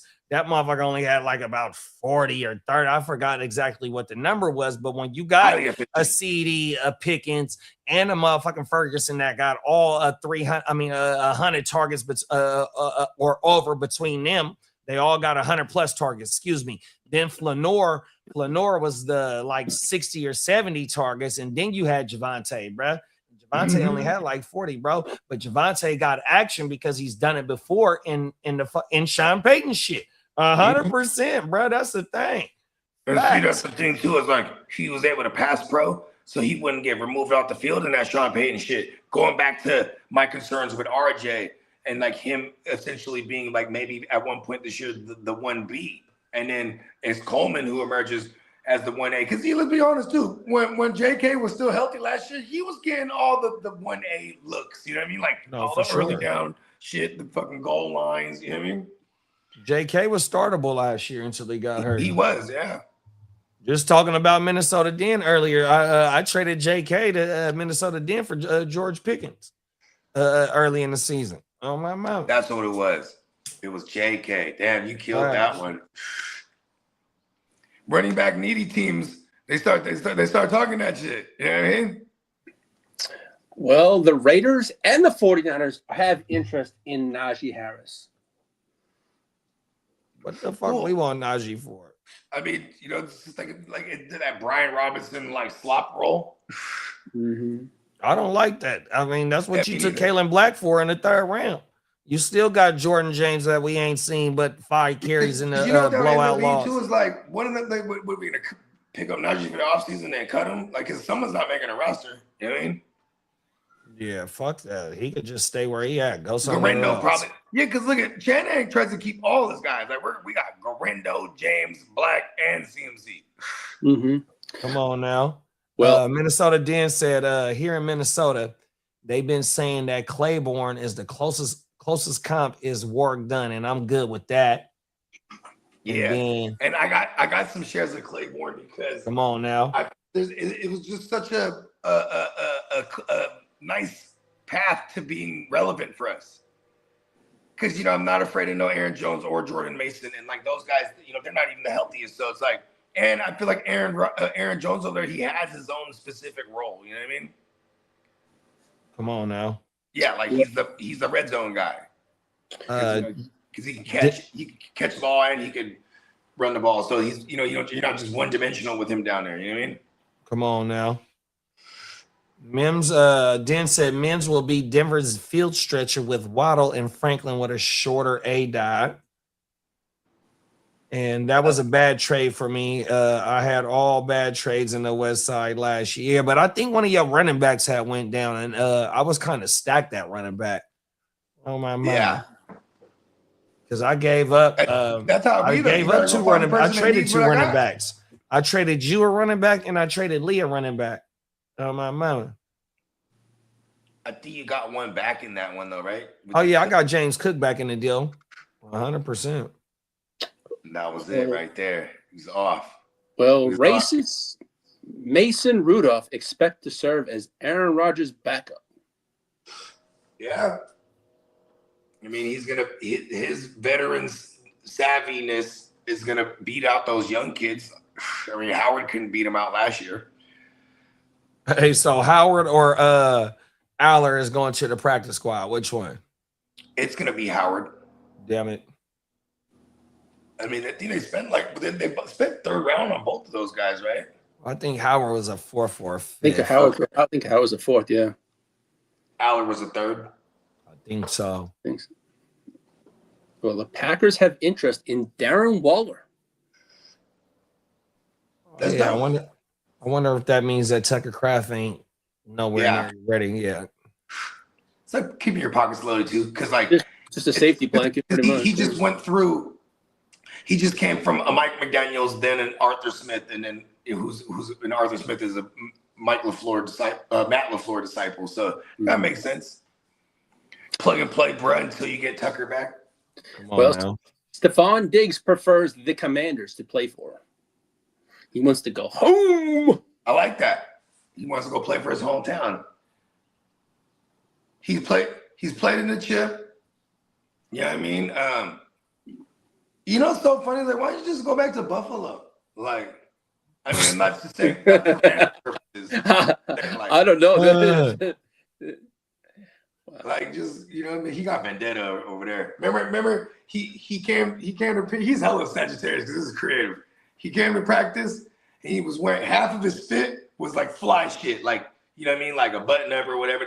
Then the other half was his practice gear. So he was trying to signify I'm half in, half out. Damn it. He thought about that one. I'm showing up to training camp. I want my buddy or you got to trade me or some shit. Fuck. Give me my money. Yeah, they traded him to the fucking Texans. Well, Deebo Samuel's been linked to the Colts as a possible trade target. He's a free agent. Free agent. Well, a pickup. Sorry, my apologies on that one. Yeah, and then down goes Downs. You ain't lying, big bro. Them is facts. Because Downs is kind of a sneaky play that no one's ever talking about this year. We just, there's been. But I'm saying sneaky because it's going to be real cheapy too. You know what I mean? Well, sources coming out of Cleveland reportedly believe Deshaun Watson could start this season. They're going to keep saying reports like that, and then then the next report we hear when we start getting close to the training camp is that they're splitting reps with the ones, him and Sanders, and then we'll get to a point where we're even seeing them in. If they listen, they're going to run this thing all the way down to preseason. They're gonna have a both starting, and then they're gonna eventually name Sanders and then cut Watson because they couldn't trade him this whole time. Mm-hmm. Like, when is the first cut down? When is the first roster cut every down? week in preseason is cuts. Okay, so look, whenever the first roster cut down is going to be, one of them quarterbacks is going to be on, whether it's Gabriel or my dog Taylor. Because they not cutting Watson. They not cutting Watson. If he's going, they going to trade him. Boom. You might cut Dylan Gabriel because he's part of the old regime. You just took Taylor Green, which even though you took him in the 6th, this is your pick. This might be your project. So which quarterback is going to be the odd man out? And I feel like it's detrimental for either Watson or Sanders to have them duking it out the whole year, unless they break this thing down with Watson for real. They're just having them both play and shit. We're gonna run a quarterback timeshare. You know what I mean? Yeah. Whole world, bro. This shit crazy. I mean, you have to show off Watson if you somehow, some way that he could play and he looks good because he's still coming off that, what was it, Achilles or something like that? A season ago. Oh, like a season and some to end the 24 season, I think he tore his shit, right? Yeah, I think it was. No, he played 6 games the last 2 years that he was on the field. Seemed like he got hurt right at the same point of the season for the last 2 years. Only played 6 games. And I think people are only willing to take a shot on him if they can just get him in on like a Kyler Murray, Sam Darnold, a re-entry prove it deal, 1 year shit. Yeah, because this is the last year of his money, right? Yeah. I remember we looked this up because they paid him most of his guarantee. That $230 million, that sounded so crazy back then. I mean, yeah, it wasn't worth it in hindsight, but they're almost done paying it. I think this is the last year to clear all this year. I'm gonna pull that shit up right now, but I'm gonna tell y'all. Give me 2 seconds. Yeah. He played 7 games in 2024 and 6 games in 2023 and 6 games in 2022. And then let's look at his contract.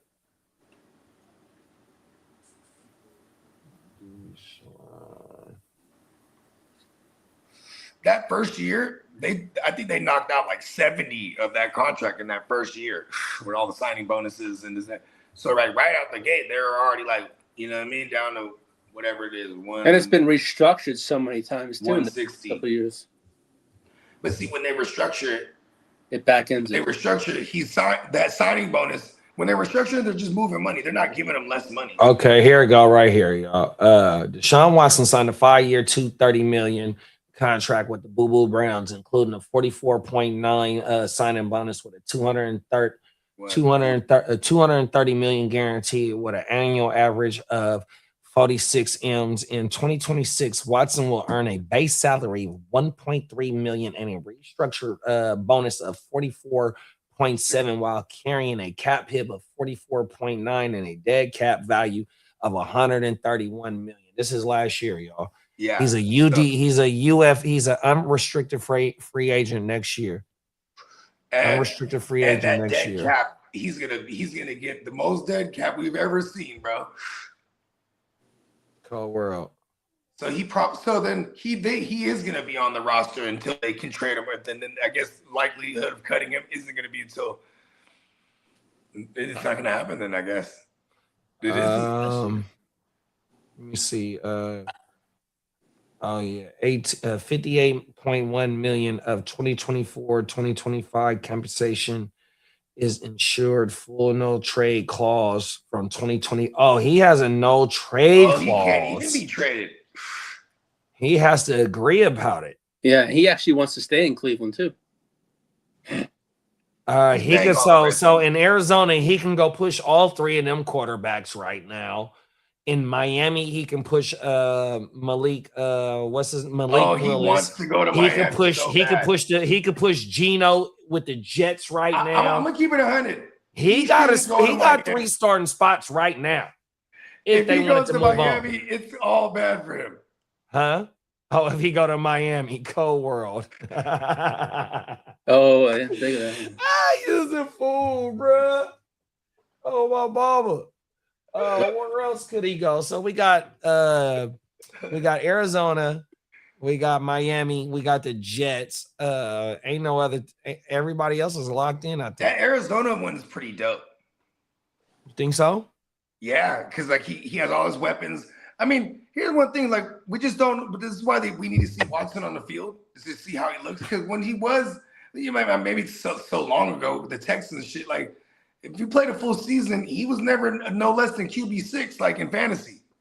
Like, you know what I mean? Then he gets to the Browns, and we've seen some flashes. I'm gonna tell you right now. So this is just the average fantasy points per game. So 2020, 23.5, which was 5th at the position. 22 points in 2019, which was 2nd at the position. 21.3 in 2018, which was 5th at the position. And 24.7 in 2017, which it doesn't tell me what that average at the position. It's because 2017 he only played 3 games. You got damn near 4 straight years of top 5 quarterback play in fantasy for us. So it's just crazy because people forget that because psychologically when they hear Deshaun Watson, we think about all the fuck shit, and then all the him being with the Browns and his continued injuries with fuck shit. And like, imagine all the people like myself was making cases for him over there with the Browns and Stefanski, and then it ends up being an injured year, and he fucked me because I drafted him in a super flex, and even though he was at a value, it's still super flex. So it was just like, it sucked. So it was like, I don't fuck with Watson, but you know what I mean. If he looks healthy, I mean, like I don't see why Arizona wouldn't trade like, you know what I mean. I mean, here's the thing: say you do trade like, go, hey, here's a 5th for Watson, and then you know what I mean. They just strike a deal, split the dead cap or something. The Browns got away pretty good with that then. You know what I mean? Come on now. Like, because the Browns, like, I feel like Watson might have a vendetta just against everyone in the world. Even the own team that saved him gave him the $230 guaranteed because he's going to make them pay that. You know what I mean? No matter what. And he did so little. He did very, very little for them to even get paid. It's crazy. That's how he's gonna go down in modern history right now. Like, definitely got overpaid by the Browns. Fucked that one up. 230 guaranteed, bro. With a 44.9 signing bonus. Yeah, and then after that, like Lamar got paid, Burrow, Kyler, Justin Herbert, like, you know what I mean? Like all the different tiers started getting paid the years after, and then Josh Allen gets the big old bread. You know what I mean? And then got the guala. Right. And they all started using, this is why all the other organizations were pissed at the Browns, because the Browns were like, fuck that. This is our chance to get an elite guy. Even though he had all this off the field shit, that was their only way in. Right. So they end up with him, but in order to get him, it's like, I need 230. You know what I mean? He's like, listen, you see what's going on. Yeah, because remember, originally he said no to the Browns. Yeah. He had the Falcons, he had the Browns, and it was another team. Because he's from Atlanta. He wanted the Falcons. Yeah, it was Atlanta. The Falcons were like, we can't fuck with what's going on with you. But I feel like with the why he went with the Browns is because he probably knew in his mind, I need a certain amount of money because I got to pay a certain amount of money out right now. You know what I mean? Come on now. It's all non-disclosed, but he definitely paid out like dozens of settlements. You know what I mean? I need that. Well, the Cardinals' edge rusher Josh Sweat is not particularly happy Arizona. It looks like he's pushing his way out of their paws. Yeah, he wants to go compete for a title. Yeah. Like where Gannon at? Gannon over there in Green Bay. Green Bay. And like he was thinking like, yeah, I'm going to get traded to Green Bay. And Green Bay's like, they stingy as fuck. You know what I mean? They're like, we barely make trades. You see when we do, it's a splash. Right? They get the Micah Parsons, but that would be fucking nasty. Micah Parsons and Josh Sweat. You know what I mean? Well, hey, let me read this real fast. Bakes, me and Bakes been dancing. Well, we ain't been dancing. I've been shutting this shit down. Bakes said, I got Deshaun Watson, Minshew, and Jordan James and a 2027 third for Gainwell and the Jim Wealth. I'm like, nah, bro, I'm good on Watson. I'm good on Minshew over there, 100%. Oh, everything. Now here it is. We talking about Watson maybe ended up in Arizona because I got Beck and Brissett over there as well. Fuck it, take the whole 4 quarterbacks. Here you go. He's listening. Oh, world. I see you, baby. Shout out to the Banks. Come on now. Well, Vic Fangio shut down retirement rumors, and he says, I'm good for another 2 seasons at least. Let's go. Yeah, shout out to Vic. They got a whole lot of young bulls over there. So on the ticker right here, they had Jahad Campbell pop up earlier. I seen that shit talking about his shoulder. With Nakobe gone, I'm hoping that my boy Jihad and YouTube don't like that word. So excuse me, Jihad gets on the field. They don't like that fucking word, dog. Oh my, they really I don't am like not talking about no bullshit, y'all. Oh yeah, the YouTube be on that bullshit. But yeah, shout out to Campbell, man. Jay Campbell, man. I hope he can get on the field, bro. Well, JD, you want to hit the league business? League business. Let's go. We got some league good shit coming.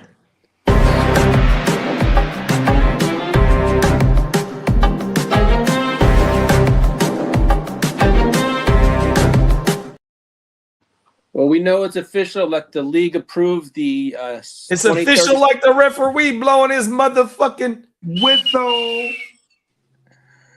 Well, we know the league approved the Super Bowl in Nashville for 2030, and Lee got his batteries on like reserve mode right now. No, I'm good. He got 2 more shows after this. I got 2 more shows. He got his on save mode right now. Oh my mama, he got 2 more shows. Yep. Oh, okay, hold on. We get those as a power. What else? And then we got the UFL game. Oh, okay, I'm gonna rock with y'all. It's in the Playmaker studio too, big bro. Okay. Well, fuck it. Shameless plug. So let them know what the episode is, Lee. It's gonna be no easy weeks. How a tough schedule the Chargers have this year. So what's the name of the? What episode is it again? Season 2, episode 3. And we got that coming at 1:00 pause, and then at 5:00 West Coast time, the motherfucking DC Defenders play the Orlando Storm, which is 2 teams that's playoff teams or trying to be playoff teams in the UFL. So it should be a good game, 100%. One game that we did with the DC Defenders, Lee sent me the ratings, which it carried over 1 million plus at that time slot, and we did go live for that game, you know what I mean? Only time we missed a UFL game, I think we only missed 2 games this season, you know what I mean? So that shit is keeping us in the algorithm. Oh my mama, and they play good football. So y'all make sure y'all pull up 5 p.m. West Coast time. We're gonna be right back. 1 p.m. right after this show and we're gonna be right back. You know what I mean? We grinded today, bro. 3 shows. We in this thing. The city of Charlotte remains under consideration for a future NFL draft after Bank of America Stadium renovations are completed. That stadium looks, I've seen the renovation. I don't know why they didn't put a dome over that thing. They're doing the whole thing over. In Carolina? Yeah. Carolina. Well, I only know them for bad. I only know them for rain. I don't know them for no. Well, they have bad storms like hurricanes. Yeah, no, for sure, because they're on the coast. Exactly. 100%. Well, but yeah, shout out to Carolina though, bro. They're a sneaky team this year. I mean, we know about Teta Rosa 100%. You know what I mean? I think I am drafting Teta Rosa this year. You know what I mean? I'm excited to see what Brazil, whatever bruh name is. 100%. That defense is fucking Brazil, the gazelle, whatever. Oh, everything. Where the But hits yeah, don't lie. come on now, talk good Brazil shit, with bro. the skills, bro. With the skills. Yeah, I Hey, can't wait to see the better have some Panthers, skills, bro. 'cause I'm that's kind of it. excited That's it. about the Panthers. Oh, everything. Well, Brandon said Texans winning the Super Bowl in the Titans Stadium will be, and that'll be karma at its finest, Brandon. Right. Oh my mama. And then Facts. they're gonna be, and you know what? They show up, they're like, fuck it, we're gonna pay the penalties, whatever it is. And they show up wearing that baby, that real but Houston Oilers blue. You know Oh what I my mean? mama, facts. Or they come in there We'll something pay like for pertaining to the Oilers shit on they motherfucking ass. Yeah, because the owner of the 100%. Titans, she like bought the patent on the color or some shit like that. I remember. Yeah, I Peacock think was they got explaining- something pertaining to it now, though. Oh, word. Everything. I think the Texans got something pertaining to that shit. And then, like how Brandon said, like how I just said, how YouTube be hating on certain shit. He said, damn, YouTube deleting all the Amy Adams comments. Now, I can't put two and two together with that. But I know them motherfuckers do, but they don't will not let certain shit fly through. Oh, my mama. YouTube be on that. Yeah. And Hey, then look, Emil said, look, the CFL about to start real soon. So me, Lee, and Emil, boy, we gonna be coming through with the Okay, let's go. CFL games 100% because we man, are everyone get Drake on the international. street. 100%, you already know, bro. Oh my mama. Them motherfucking games is on TSN Network. I think that's the name of they shit. Oh my mama. And that's from they East Coast all the way to they West Coast because Right. BC got a team. And then oh, the my mama. Stream East Coast will get it for us. Oh yeah, no, we turned up. We gonna have the motherfucking Canadian The Stream algorithm East go. Coast. Hey, we gonna have the Canadian YouTube algorithm going crazy with they league, bro. Oh my Hey, mama, listen, bro. You know what's crazy? The leading, if you ask me, bro, for the longest, the motherfuckers that were really having it popping with this fantasy content, like when I go back to like 2014 when I started like looking for content, it was all motherfuckers from Canada that were killing it, man. Fuck that shit. Real talk.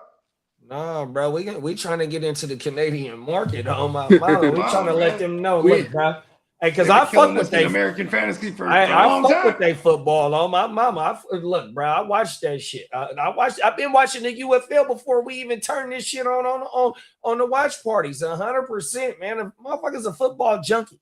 Whenever they throwing that pigskin around, motherfucking tap in. Whether it's just having it on some background noise or some shit, or you really fully engaged with that shit. Yeah. Oh, my Well, God. the And NFL. Emil said, hold on, Lee. Emil said the preseason starts tomorrow. So we got probably about 4 weeks of their preseason, and it's about to fire up in June. Oh, my mama. So we right around the corner for fire they shit up. Well, the NFL owners approved expanding international games to as many as 11 starting next season. And going to 16 here pretty soon. They agreed upon that as well. And they said next year that we might get be in Japan. And you know what, too? I also heard they're going to expand to a 28-week season, and it's going to have 48 international games. I don't know how the math works, but Now, that's about 5 years. To do a About rhyme 5 years. yet? Hey, a 28 week season. Hey, a 28-week 7 season, bye they're gonna need another 4 more teams. Exactly. And them teams is gonna be international teams. Exactly. See what I'm saying? Facts. We're gonna have we're gonna have the NFL Samurais down there, the Okinawa Samurais down there in Japan. We're gonna have the Jaguars are finally gonna be in London, right? And then we're gonna get another team in California, bro. Oh, right, and they'll put one more team in Florida to replace the weak ass Jags. We make another Jacksonville team. Hey, Brandon said that Titans owner thinks she can own the color of the sky. You can't own the sky, you Talk that shit, you go in the sky. What do you think you are? Talk that shit, Mother Brandon. Nature? Oh, my mama. You're not Mother Nature, Mother bitch. Well, shout out to hold on one more, Lee. Brandon said we in the NFL going to Cuba as well. Now that'd be crazy. Oh shit! Oh my mom. It'll be the first time they have motherfucking NFL teams for hostage, bro. Like, listen, Hey, bro, no hell no. The We gotta think Secret about Service gonna be there. The CIA gonna be there. The FBI gonna be there. All three branches of the military gonna be there. The mafia will be there. The mafia gonna be there. The Crips and the Bloods are gonna be there. The GDs and the BDs and the Vice Lords. Everybody's gonna protect the Americans. Oh, my mama. Cold world. Well, shout out to the crooked commish. Roger Goodell says the Bears stadium decision is down now to 2 viable sites. Indiana and Indiana. Yes. Right? I mean, why not? They had it in Arlington, which is that's where the racetrack is. The horse racetrack is. It's a little about 45 minutes. They say it's like a suburb of that shit. Oh, my mama. Yeah, because that's where you remember Doc PLC? Yep. Shout out to Doc. Bears, that's Brews, where and he the was Bros. at. He was hella excited for that shit. He was like, yeah. Remember, he used to get on the show and be plastered. He's like, yeah, I love that. Oh, my mama. Shout out to my dog, Doc, man. Shout out to the whole Bears and man. Shout out man. to the bros, man. Oh, my mama. Renegade. Shout out to Renegade. He in one of our leagues. Oh, my mama. Yeah, then we got 100%. Sweetness and Smokey. And it went, you know what's funny? Doc was actually the last one when the bros in that Dynasty for a little while there. No, facts. He's a lifer. Yeah, me and him made a trade. I think the year that I won it in that league, me and him I think I got CMC out of Brad. I remember this because here's the thing, man. Doc is the original Reaper. I'm so serious, man. Like, for those that don't know, the Reaper is your knee is gone. It's a mantle it's donned by several individuals. You gotta fight these guys and stay that away from motherfucking football player gonna lose his kneecap. He might lose his ankle. That motherfucker might lose his soul on the floor. No pun intended. Shout out to Titans too. Titans, that's another motherfucker. Like Titans owns it though. Because once I started pointing, I was like, damn, bro, you one of the known Reapers, bro. Whole world. Titans like, no, what do you say? What do you mean? After just pointing it out, because he was in so many dynasties with me, I'm like, you kill them all, bro. Like in combos too, like where it's like, where I gotta like trade this player up off you because I got hella shares of them everywhere. I'm like, I need to get them up off you, man, to save all my shares. Kills them in combos. That motherfucker just don't go for one sniper. He goes for multiple shots. Right? He's just, and then what was crazy is like when we used to do these forced trade leagues, where if you beat someone on the week, you could take someone from their starting roster, but you have to send someone back from your starting roster, right? And this is like the only leagues I'd see him dominating, bro, because it's just like, oh, everyone's scared of the Reaper. Like, you know what I mean? 100%, bro. It's in reverse now. He's like, well, because he might win, he'll win the match, then send you one of his injured players. Like, yeah, that he just because he started getting slick, like his team was so dominant. He would have like an injured player on his roster. He just put him in one of his flexes. Like, you know what I mean? Then when he beats you, sends you the injured player. I was like, oh, this guy's using his power. Hey, so you can only send a player that's in your starting roster. You can't send a player that's on your bench? No. But so now look at this, JD. Look at the ill shit I was coming up with. So say I'm whooping the dog shit out of my opponent, right? And then I would always make sure I had a player. Well, not always make sure, but it was convenient if I had options on a Sunday or a Monday. Because then what I'll do, I go, hell yeah. I go to the waiver, right? I go to the waiver, pick up just anyone. Then I'll throw them in that flex. You know what I mean? And I'm saying just anyone, like, you know, like I'm saying, it's like a Calvin Austin. Like, okay, here's the number 3, she's available. Boom. Then I go take one of their starters and I send the thing. You know what I mean? But then everyone started doing this. To the next year, the one guy who was running all the leagues, he was like, no one's allowed to do that anymore. It's like, oh, come on. You know what I mean? So it has to be starter for starter. Yeah, but for example, if I was whipping the dog shit out of someone and I was already going to win, but I still had players that were going to play, yeah, I would swap them out and go pick up just some nobodies, put that fool in the lineup, so then now I'm going to send this guy. Because I already know I'm going to win. You know what I mean? Right. And because you had to do all the forced trades after the Monday night. You know, or by Tuesday morning, whatever it is, they push them all through. So here's another fly one I was doing. Okay, this motherfucker got a monster ass team, and I got a monster ass team, and I can afford this loss. I just started putting nobodies in my lineup as much as possible. Because I'm like, And then the next year said, you can't do that. What? What you mean I can't do was that? the I can last start year I whoever played the in fuck those, I want to 'cause start. I was dominating those leagues. I was like, Motherfucker said I'll take the L on purpose. Fuck it. fuck yeah. There was people getting into the playoffs. They were like sub 500 because they would just take L's like, I'm still going to make it. You know what I mean? Like, Come on now. I'm still going to Fact. get in. Because the Hey, people what's that the were name like, of this? Is that the Guillotine League that you talking about? no, Guillotine is it's 18 of us, and every week whoever's the lowest scoring on the week. So every week everything gets reset, and whoever's the lowest scoring on the week, you're out of here. Then all your players go to the waiver, and everyone has like 1,000 in fab to start. You know what I mean? Wait. Say that again. Okay. So you eliminate a team every week? And by the get to week 17, it's 2 teams left.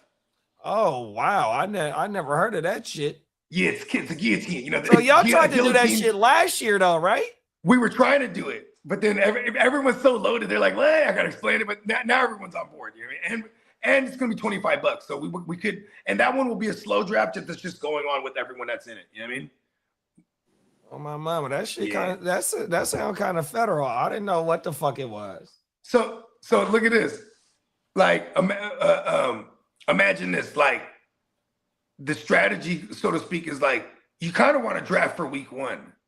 Of course, you want to draft hitters, but like you want to draft for week 1 because you just can't lose week 1. And then moving forward, we just can't be the lowest scorer ever on the week. You know what I mean? And everyone has 0 again the very next week. You know what I mean? So you just can't be the lowest scorer. And then, you know, those waivers are nuts. Because if you're patient and you wait with your bread, you have a good team. When everyone's starting to get a little brokish, right? Right. Say a good team, he catches that bad week, and now you got all these top players up You got floating the around. dough in your pocket. And I got the money on him. Yeah, it's a different beast. Them is facts. Hey, Brandon said the game is gonna be the Dolphins is gonna be the team that plays in Cuba. Mhm. They only got to go a They couple can put 'em miles, on a bro. boat. They can put them motherfuckers in a boat. They're there in like Yeah, they 45 ain't got to minutes. take no plane. They can take the boat, bro. Oh my mama, Put them on the yacht. Take the yacht. Fuck it. Hey, with they're the gonna whole smuggle back- Marines. They're gonna Hey, they smuggle gonna have back the a whole bunch of Marines work and fleet around immigrants. their bro. motherfucking ass. Because last year, it's a viral video of the Russian sub at in Cuba, a dock that they port on my mama, and they had people from the locals allowed to walk on the Russian sub. Oh my mama, you can pull that shit up. Might have been in 2024. Hey, they found a way to make some bread off it. They're like, hey, look, just say it's a tourist spot. You know what I mean? 100%, bro. Take them on the tour guide of the Cold Russian world, bro. JD, would you like to hit that injury report, please? Do we This got an section- injury song? What's the Yeah, injury or song? the Oh, it's a ambulance- heartbreak song. the We gonna put the ambulance. heartbreak. They done broke their hearts on the football field.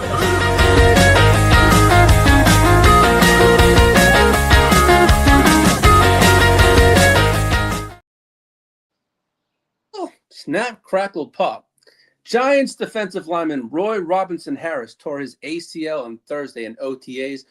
Working out, he's expected to miss the entire 2026 season. Say that again one more time, big bro. Giants defensive lineman Roy Robertson Harris. He tore his Achilles in OTAs yesterday. Man, hey, heal up fast, bro. Yes, sir. Now, as for big boy Roy Come on as now. for Giants Robinson Harris. Giants head coach Harbaugh admitted that they don't know when Malik Nabers will be returning from his complicated knee surgery, in quotes. They are expecting him to start on the PUP list and make his debut somewhere in the middle of the 2026 season. I love Damn, that. dog. I love that because if it's that bad, don't rush this kid back. And you know why I love this too? It's like, bro, that sounds like a seventh round little woo-wop stash to me, right in the redraft. Right, no, for sure. You're gonna be able to throw him straight on your IR, bro, and tuck him away. Yeah. Which one of your league mates, like how you said 7th round, which one of the league mates take him earlier than the 7th round? That's the only thing, bro. Lee. Ears. Well, I'm in 2 live drafts already, so you know. I mean, in the homies, the other live draft league, they starting to get the chat fired up here as a little bit as consistent on my mama, so they starting to get that shit ready. But that's a damn good little tidbit right there, Lee. That Brett starting on the pup, and which one of the rallies is going to take Brad, throw him on the What's IR? fucked up with he's gonna be all right when he gets back. But here's what sucks too when he gets back is because like when he gets back, they probably got to amp him up a little bit. So like let's say it's November, man, we're stashing him for a minute because end of November is already like week 11. He probably comes back in the middle of December on Christmas time. I don't think that's hella far. I think like his best case scenario is early somewhere December, like week 6, like between week 6 and 8, because that's the pup anyway. Oh, that's true. Weeks. You know what I'm saying? So, but you know, we're getting him back like maybe week 10. Then you know, where we feel comfortable starting him, or I mean, who knows? You know what I mean? We just gotta wait for the blurbs too, because all this is gonna build. Look, I'm about to trade from him in dynasties too with this. So that's to be recency bias. I hate to cut you off, big bro. Remember last year, that's what we did with Rashi. I held on to Rashi in like 2 leagues last year, especially in ALB. I held on to that motherfucker in ALB. And that's all they get. No, I think he gave us 6 because he got a two games concussion for the last 2 games. Sonic coins. Shout out to Jalen played the Chargers. Oh my mama, bro. But I held on to bro all year. So I drafted him and put him on the IR, held on to him for all year, and then waited till what was it, week 7 or week 8 until he came back. Because I think they bye week was week 10. So you got 1 or 2 games before the bye week with bro as well. You know what I mean? So same shit. But then we got Chase said, who do you guys think is the next man up for the Giants? It's Fields. It's Fields. It's the rookie. It's rookie. It's the rook. They drafted him kind of high. Emil said maybe a Slayton there too. You got likely. Matt Nagy has a tight end centric offense. He's from the Andy Reid tree. So I think like in the absence, I think he's like the main beneficiary. Honestly, is likely. Because you got a QB too who's going to be a check. Like they're not going to want him to run as much, or at least that's what I think. Because it is kind of crazy to not think he's going to let him run because he's just coming from having Lamar Jackson, right? We're talking John Harbaugh. You know what I mean? So it's kind of hard to not think like Likely is interesting because Likely also played with John Harbaugh, and like Likely he only has like a handful of games that he's actually played without Mark Andrews where he got all of it, but all those games he got like he got 6 or more targets in all those games. So I do like it to be Likely, but and Zay or what's his name, Fields, I love the idea of this kid because this regime drafted him, and you know we're gonna get no Nabers, but the problem is like how fast can he learn the system? And Jackson Dart's been hyping up Fields quite a bit. Hold on, bro. And he's gonna draw all the number 1 coverage right out the gate if he's gonna be the main perimeter receiver with no Nabers. So you know what I mean, it might be a little tough uphill for him. You know, so I'm just gonna say I like Likely, man, a lot. Come on now. Emil says Slayton is the next man up. Slayton, he don't go way up. Chase said Orange Crust said they got Mooney and Likely as well. He over there with you with the Likely and then Darnell Mooney as well. Darnell Mooney was drafted to Matt Nagy's team years ago and had a Thou Wow season under his belt. So you know what I mean? But those guys are all like just, you know. Hey, Bogey, so I was just looking at your team in the international, right? And you know how you was talking about trying to get Josh Allen out of Emil? Mm-hmm. So Emil said Likely is on the block. You only got 1 tight end in that league. So look, Emil, you might want to tap in with Bogey because he only got 1 tight end on that motherfucking team. But here's the thing, too. I don't even care about a tight end. So y'all might can get something cracking right now, Emil. On my mama, that motherfucker need a tight end bad. Pause. If it's not mandatory to start one, I don't need one. I was just looking at everybody team. Hey, Lee, you know you want to, even though projections don't matter, you and Cuzzo Kev, and it was somebody else that's like the highest right now. Y'all at 180, no, at 280 or something like that, bruh. You, Cuzzo Kev, and it might be Emil. Me and Emil play week 1. Damn, who is it? I want to say it's Lee, Cuzzo Kev. Hold on, I'm pull this shit up right now. I'm projected to do 286. Yeah, you're one. Yeah. So you, Cuzzo Kev. Yeah, you, Cuzzo Kev, and somebody else is the top 3 projected teams in week 1 for that. I ain't scared of nobody. Hey, I welcome the challenge. Oh my mama. I was looking at that shit because when I dropped the chat dropped in the chat this morning when it was going to be it's a high scoring league, I noticed that it was Lee, Cuzzo, Kev. Who else is it? Damn it. I'm a projection beater. Talk that shit. Let's go. Oh, it's just Lee and Cuzzo Kev that got the 280. Oh, my mama. Yeah. Just Lee and Cuzzo Kev, bro. And Emil's 270. Yeah, me and Emil play week 1. We both got 270. Everybody else got 270 except for y'all. Oh, L's got 262. Song got 250. I think I'm missing. I think I don't have someone in my lineup. I'm missing a player in my lineup too. Yeah, because you only had 258. Yeah. You probably ain't touched your lineup. Nah. And I at one point I took one of the two of the rookies. I'm missing 2 players in my lineup. Yeah, you got about 50 fucking quarterbacks on your team. That's why you and Emil gonna work a power move out here pretty soon. I can feel it. Pause. I have the bank of QBs in this motherfucker. Oh my mama. It was another team too that don't got no quarterback in that league. Hold on, I'm gonna tell you, bro. I was just looking at this shit before we got on the show. Yeah, because I'm ready to. I'll bust a move. I could bust a few smooth moves and still have 3 QBs. Oh yeah, it's E-Rock. E-Rock got Mahomes, Mendoza, and Justin Fields. Ain't no telling when he gonna see Mahomes. So he need he's running with a whole lot of skill positions in his. Hey, look, and his E-Rock, lineup. I could make it affordable for E-Rock because he also got Coleman over there, and I was hot because I took Dobbs, and I'm like, I'm gonna take Coleman on my neck. I had 2 picks, but I had 2 picks in this one round, and I had 2 picks between them. So I took Dobbs, and then it goes bloop, and then the next pick was Coleman. I'm like, right before I'm back. I was like, I should have just took Coleman. No one would have took Dobbs. Like, hey, Jimmo don't got a 3rd quarterback. That's somebody that you could tap in with. Song only got Purdy, Show, and Cousins, so he might be tapping in with E-Rock. But you know what's funny too is like I can see that going nowhere fast because Song's gonna want the whole kit, and then E-Rock's gonna be like, hell nah.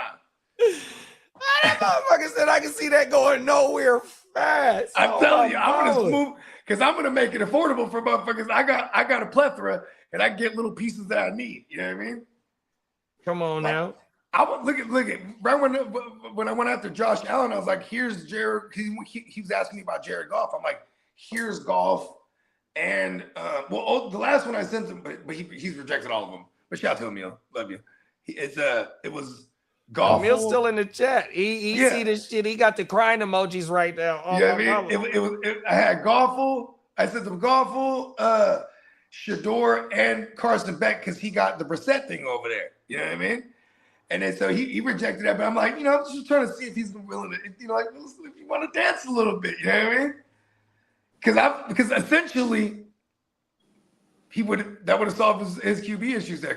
But also I would throw in Watson. I got Watson over there too if he's uncomfortable because I think Sanders is gonna have that job, honestly. You know what I mean? Like I feel like I'm sending him the starter. You know what I mean? You want so I love the approach of trying to control the market at a position. That's one of my models, big bro. And you did that with the QBs. You got a lot of room to play. Here's where I fucked up though. It was at one point I could have took Penix. I took another skill guy because I took Tua consciously before Penix because I'm like Tua strikes me as a guy who's still gonna have a job after this year. You know what I mean? Like he might even have this job because like Penix, they're saying like he might be ready for training camp. We'll see. You know what I mean?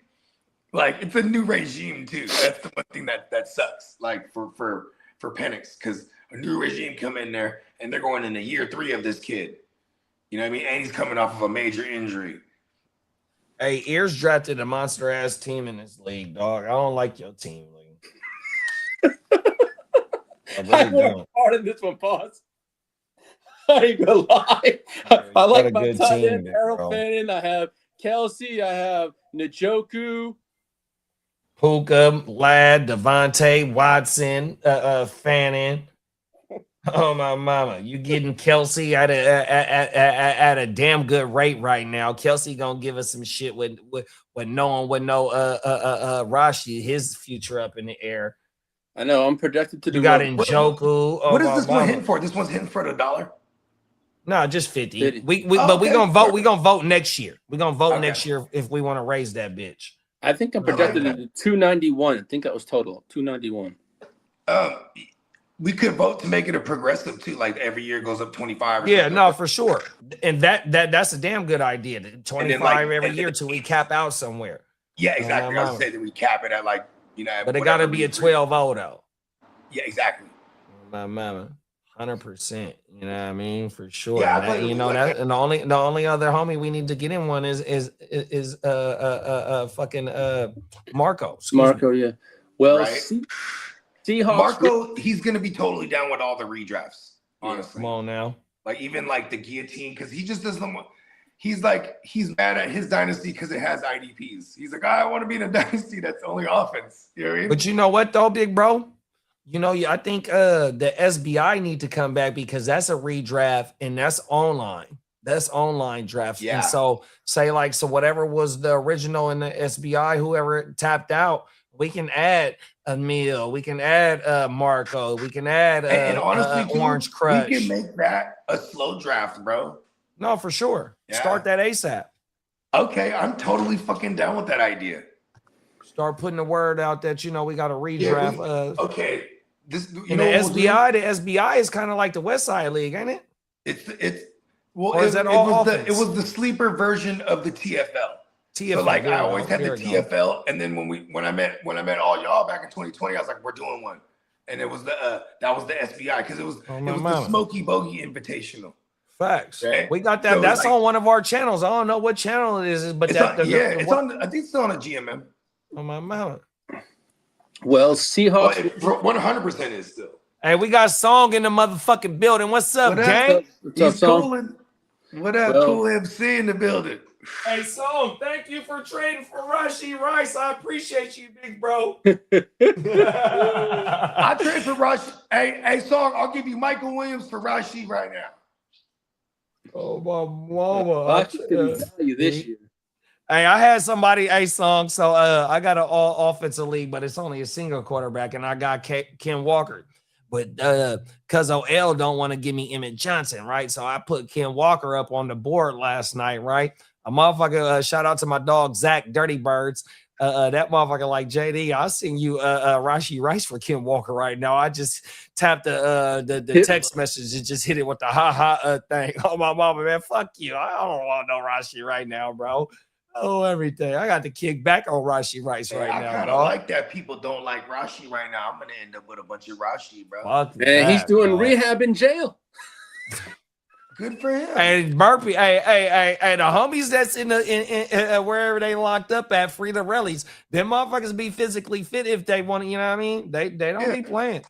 And in every sense of the word, rehab. I mean, he could rehabilitate his mind too when he's in there, man. There's gonna be a lot of good time to think about this shit because he got a lot of millions of dollars on the line. And he wanted to be paid like JSN. Hold on, Lee. Sorry. And this is the opportunity. That we're look, how many percentages athletes get? They said coming out of college get into the league like a fucking 12% or something like that. I think it's like that. I forget. Or is it like 1,200? How many play in the league? Like 1,200 or something like that? I think it's 53 man roster times 32. You know what I'm saying? Like, every two rosters is 106. So, every four is 430 or some shit like that. So then, I mean, that's a quarter of the league. 4 teams is 400 players. Damn. Not a quarter. Not a quarter of the league. The 8 would be not a lot. Excuse me. So 800 players would be a quarter of the league. How many think get invited to the combine every year? Kalen Black didn't get invited to the combine. I know that for sure. Yeah. And he was a 3rd round pick. Cold world. See what I'm saying? And that's because that's a team specifically looking for who they're looking for, right? Like Rashee Rice was a 2nd round guy. You know what I mean? Man, that motherfucker Shanahan said that a lot of teams felt like Brett was the 2nd running back on the board. Oh, I'm mad. That's what Brett said. Now you can take that as a grain of salt, but that's what he said, Brett. It was teams that felt like Brett was the second running back on the board in that draft. And Shanahan, just listen. I will say, it just makes me think of like Joe Williams, right? Third round. Trey Sermon, third round. To Darion Davis Price, whatever Brad name is. Price. You know what I mean? Like this third rounds have been real sketchy for him.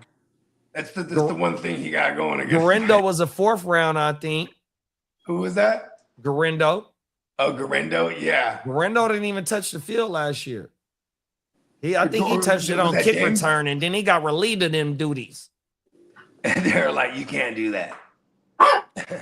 Oh, my mama. That motherfucker dude got a bad track record of running back. Jordan James didn't see the field till like the playoff game, too. Yeah, when he got like 5 carries when they was getting their ass whooped. Yeah, they're like, go ahead, see what it's like, son.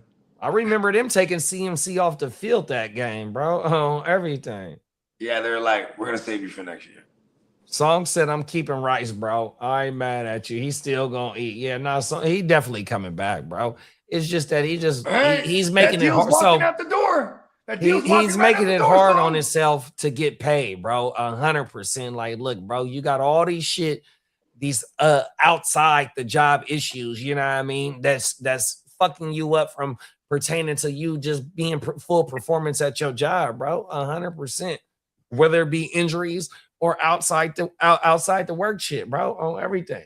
And that's where you need to be able to get your mind clear and realize, like, look, bro, my job come before anything, whether it be the tree, whether it be racing cars, allegedly, shit like that. You know what I mean? Like, look, bro, we got to go to work. The work come first, and then the play come. 100%. Listen, what's so crazy about Rice is like even throwing in the alleged woo-wop with his lady, and that got thrown out, and then you know what I mean? Like, it's a bad combination.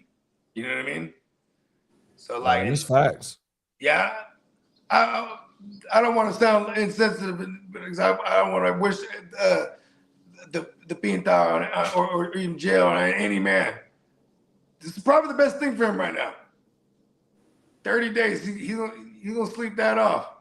Yeah, I wouldn't say it's the best thing for him, but yeah, I understand where you're going with it for sure. They ain't what I'm talking about. Oh my mama. Well, I'm surprised that he didn't get I guess it is a violation because they already got him to the probation from the crazy car shit. You know what I mean? Yeah, it happened. He had the surgery a week before too. You know what's crazy? He knew nothing about. So after he does the 30, he violates again. I think he'll just. It's longer than that now. You know what I mean? He sits down for a lot longer than 30 days. Unfortunately. Song said he's trying to get Hampton for Rice right now. He got a trade in the works. He's dancing. Yeah, your boy Bomb everything. And then he said Rasheed Rice. He had Hampton. I do. Hampton in that league. I don't. Let me see. Because I'm in that league right now. Emil sent me an offer. I think I might have to hit that with the Heisman Trophy stiff arm on my mom. Facts. Lee, you got Jonathan Taylor. And the nice guys and the Gen Sav. Yeah, I don't know what league he's talking about. And the Brotherhood. I have the nice guys, Gen Sav, and Brotherhood. I have Hampton. Song said Rasheed Rice is still gonna go at the end of the first mid-second, no matter what happens in redraft. Right now, he's my wide receiver 12. He's starting week 1, so yeah, 2-3 turnaround. It would be still good as value. And then he said right now he's his wide receiver 12 in his rankings. But when it all falls off stuff, when the season starts, he's going to start the season. He's my right receiver, wide receiver 8. Okay. Nice. And he said he got Rice everywhere. Yeah, me and Song, man, we Rice truthers. I just didn't like this bullshit that came out, bro. You're making it a whole lot harder on yourself. Hey, but that might mean that he gets going crazy this year because he has to perform. He can't get hurt. He got to play all 17, and that motherfucker need about 1,000 targets. Yeah, and Eric Bieniemy's there, so they're gonna throw it and run it a lot. They're just gonna run like more plays in general. When it's Eric Bieniemy, they do like dink and dunk shit, hella crazy. Move down the field, move the chains. You know what I mean? Then every so often they work one down the field. You know what I mean? That's like the one thing they say with Mahomes magic. That's all true. But man, that shit came from him with Bieniemy all them years. Remember towards the end of the last time that Bieniemy was there, Mahomes was getting in his face and shit. You know what I mean? There was a little bit of turmoil there. You know what I mean? Come on now. And I felt like Bieniemy was getting shafted because like he was getting all these interviews, but it's just Rudy Rule shit. You know what I mean? It's tough when you're like a dope coordinator, but you're under like an Andy Reid. Like when you know what I mean? Because the knock will always be like, especially when Matt Nagy, he got his opportunity balling with as the QB coach for Mahomes.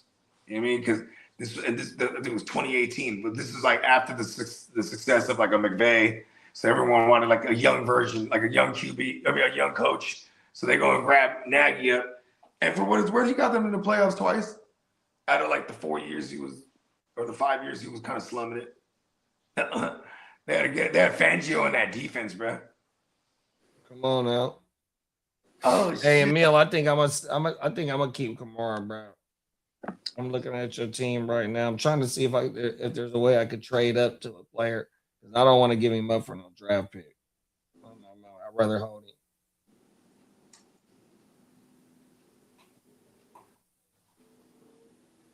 I got QBs for you. Come on. Oh, now. Maybe we can get something cracking. Now, Seahawks rookie running back Jadarian Price is expected to step into the Kenneth Walker role with Zach Charbonnet sidelined into the regular season. Price is on the block. So, now, as for Steelers... In the international. He's on the international. block. International. If the price is right. Bob Barker. Hey, Bob Barker got Price on the block. Step on down. Come on now. Bob Bogard.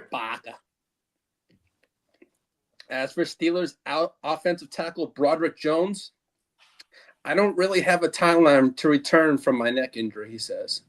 So we don't know about that one. And as we know Rashee Rice went under a cleanup knee surgery and is expected to miss around 2 months while sitting in the 30-day lockup, whatever he's in. Ugh. Damn it. Hey, where he's sitting, it's not that far from me either. Oh, shit. He's about, from me, about 20 minutes northeast. He's just outside of Fort Worth at the Tarrant County Pen. Oh, my goodness. Right. Actually, Tarrant County. I'm in Fort Worth, and the Tarrant County from my house is about actually 8 minutes down the road. It's all good. Hey, free Brad. Hey, he ain't gonna have to serve all. Hey, that motherfucker ain't gonna have to serve all 30 days. They ain't gonna let him serve 2 weekends. I don't think so either. And if he's recovering, he's gonna be in some kind of like infirmary type shit. And like, they gonna get that motherfucker 2 weekends and be like, bro, time served, good time. Go ahead, get up out of here. And we ain't got enough room to house your ass. Everybody in this month is too turned up right now. Yeah, we ain't got enough room for you. You gotta go, bro. After getting a surgery, he's gonna be in like some like their what do they call it? Do they call it infirmary for real? No, he might be in the medical area, I think. Yeah, the medical part, yeah, just to be kept an eye on him, probably so. Yeah, the infirmary. I think that's. I'm just trying to say that's what they call it. No, they. I ain't gonna talk about that place because they're. But as for the Raiders, they're counting on Max Crosby being ready for training camp. So, and Lamar Max Crosby sweepstakes begin. Yeah, and as for Lamar Jackson, he's expected to be back soon for Ravens OTA. Now, as for Quinton Judkins, his leg/ankle is participating in OTA drills. So He got injured last year? yeah, he broke that. Didn't he break the leg or something like that? I don't know if he broke something, but I remember he was hurt in the fantasy playoffs. Yeah, that's right. Song said, I don't know if we see Rice will get a contract. Now he's probably going to get traded after this season for his 5th season. Yeah, with him not being a second round. I mean, with him being a second round pick, yeah, he only got that 4-year deal. Yeah, we shall see. Now the Giants are managing left tackle Andrew Thomas's shoulder/foot reps this spring to make sure he's ready for the season. Don't Andrew Thomas, has he been banged up? Yeah, he was quite a bit last year. He missed quite a bit of time. I mean, in multiple seasons. Because offensive line. Yeah. Has because they've invested first round picks on their line too. Now, as for Raiders head coach Clint Kubiak, wants Aston Genty on the field as much as possible, in quotes, he put. Now, as for Browns, they better get they got the center. What's Buddy's name? Oh, they got Lindenbaum. Baltimore. Lindenbaum. They got Lindenbaum. They do also got anything in the Quay draft Walker. for their line? Quay Walker. That's defense. Oh, I'm trying to help out Genty. They spent quite a bit. Lindenbaum might help out with in the run game. What else did they do on their offensive line? Was it a left tackle?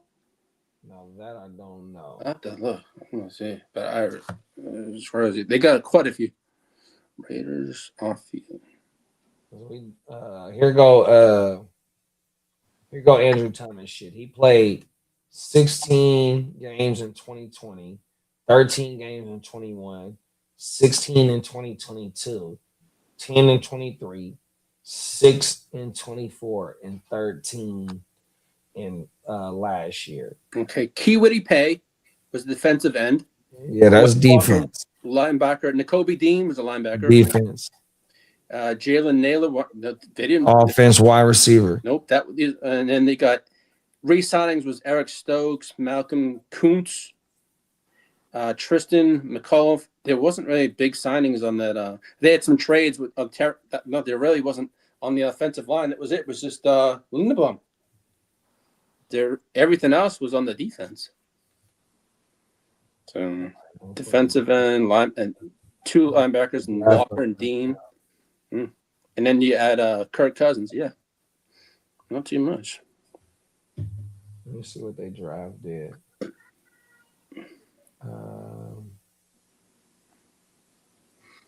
Here we go, right here. Then they took a guard in the 3rd round. They had 2 third-round picks. His name is Trey Zone from Texas A&M. And that's the only offensive lineman they took in the draft. So you sign Linderbaum and you take Trey Zone. Oh yeah. So hopefully what's the running back named Genty? Hopefully he does that. Now I know he finished as the RB. Hold on, let me pull this up real fast. I want to say he finished as RB 12 or 13 last year, though. Yeah, he finished as RB 11 last year. So he gave us an RB1 finish, 3.7 yards per carry. Gave us 73 targets and 55 receptions. Oh yeah, with 8 total touchdowns. We did miss out a name on the job players. He gave us 10 total TDs last year as well. Oh shit! Shout out to Ashton. Wasn't too bad. Yeah. Well, the 2 names that have came out for the Giants are emerging as top pass catchers going into the season is, as you said, Isaiah Likely, and the other name is Theo Johnson. Oh, the other tight end. Yeah, so they're reportedly the names that are coming out as the 2 top pass catchers coming into the season. And Deshaun Watson reportedly remains open to staying in Cleveland beyond 2026. Whole world. Now, as for Cooper DeJean, he's moving to safety in the Eagles' base defense. Oh, yeah. As for Bills offensive coordinator Joe Brady reassured Keon Coleman will remain a major piece in this Buffalo offense.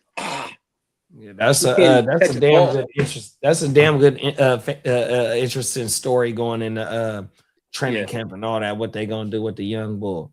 Yeah. Now Caleb Williams says losing DJ Moore hit hard. Pause.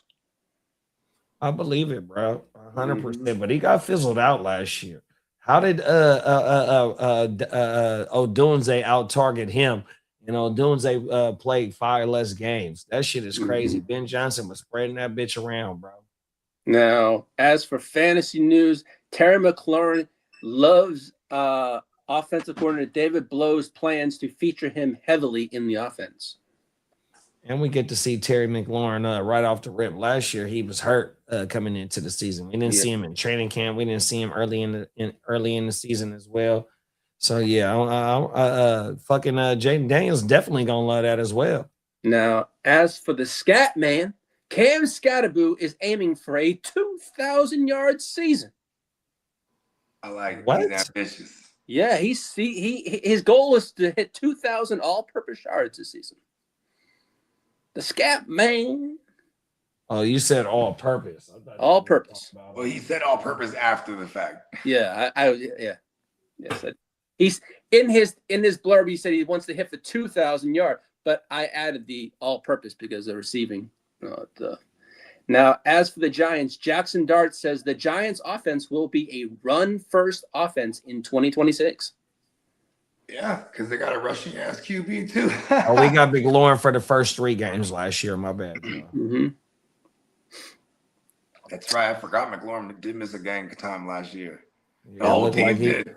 He played the first 3 and then came back week 8, and then came back week 13. So he had 2 stints of injuries last year. He had little vacations. Yeah. This little blurb came out this morning. Jerry Jones says George Pickens has another year to answer all those questions, in quotes. He's gonna. What is he getting for the franchise tag? Like 30 something? I think it was 28 point something. It was 28.3, I believe. I think it was 27, 28. 27. It was. I like the kid's attitude right now, though, because you remember we're only a couple years ago where he was like always making a fuss in Pittsburgh, and you know what I mean. Remember Pittsburgh for a little while there? Like it's like they still were good at finding receivers, but it was like Antonio was going crazy, and then allegedly, and then Juju, he come on there, he's doing all kind of Juju things because he's a Sag, you know. He's like, yeah, me, you know what I mean? And then they move on to what was it, Mapletron, and he over there, you know, be complaining about shit too. But then what was it, George Pickens? He was just talking about just whack over there. He was just like, man, this shit sucks over here. You know what I mean? Come on now. You can say he didn't like Kenny Pickett, he didn't like any of them. Well, Joe Burrow says Cincinnati will win the Super Bowl this year. Let's fucking go, Sagittarius, baby. And as for Raiders, let's go. Clint Kubiak said, I'm winning the Super Bowl. Clint Kubiak says the number 1 overall pick has been as advertised, in quotes. But he did have 3 or 4 interceptions yesterday in OTAs. But and Aaron Rodgers did say he plans to retire after the 2026 season. So this is his swan song. This is his swan song. Oh man, he's announcing it. See, Sagittarius shit, baby. Yes. Now this is the last ride. Deuces, baby.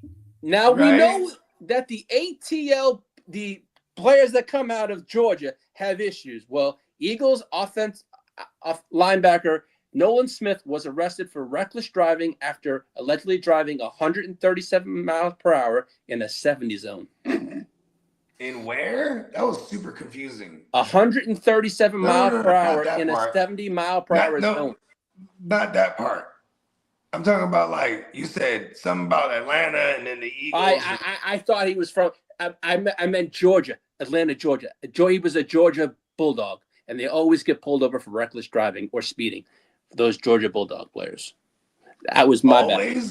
No, lately they have been. The past few years they have been. Not always, but in the past few years. I think it's a bad joke because somebody died in one of those things. Yes, I know, and that was Henry. What's his name? Carter, Jalen Carter. Yeah, yeah, that's for sure. Yeah. Now, also Henry Ruggs could actually this morning came out that he will be released August 5th from jail. So wow, he did his time. Exactly. Because his range was so crazy. It was like anywhere from 39 months to like 200 something months or something like that. Do you think he gets another shot in the NFL?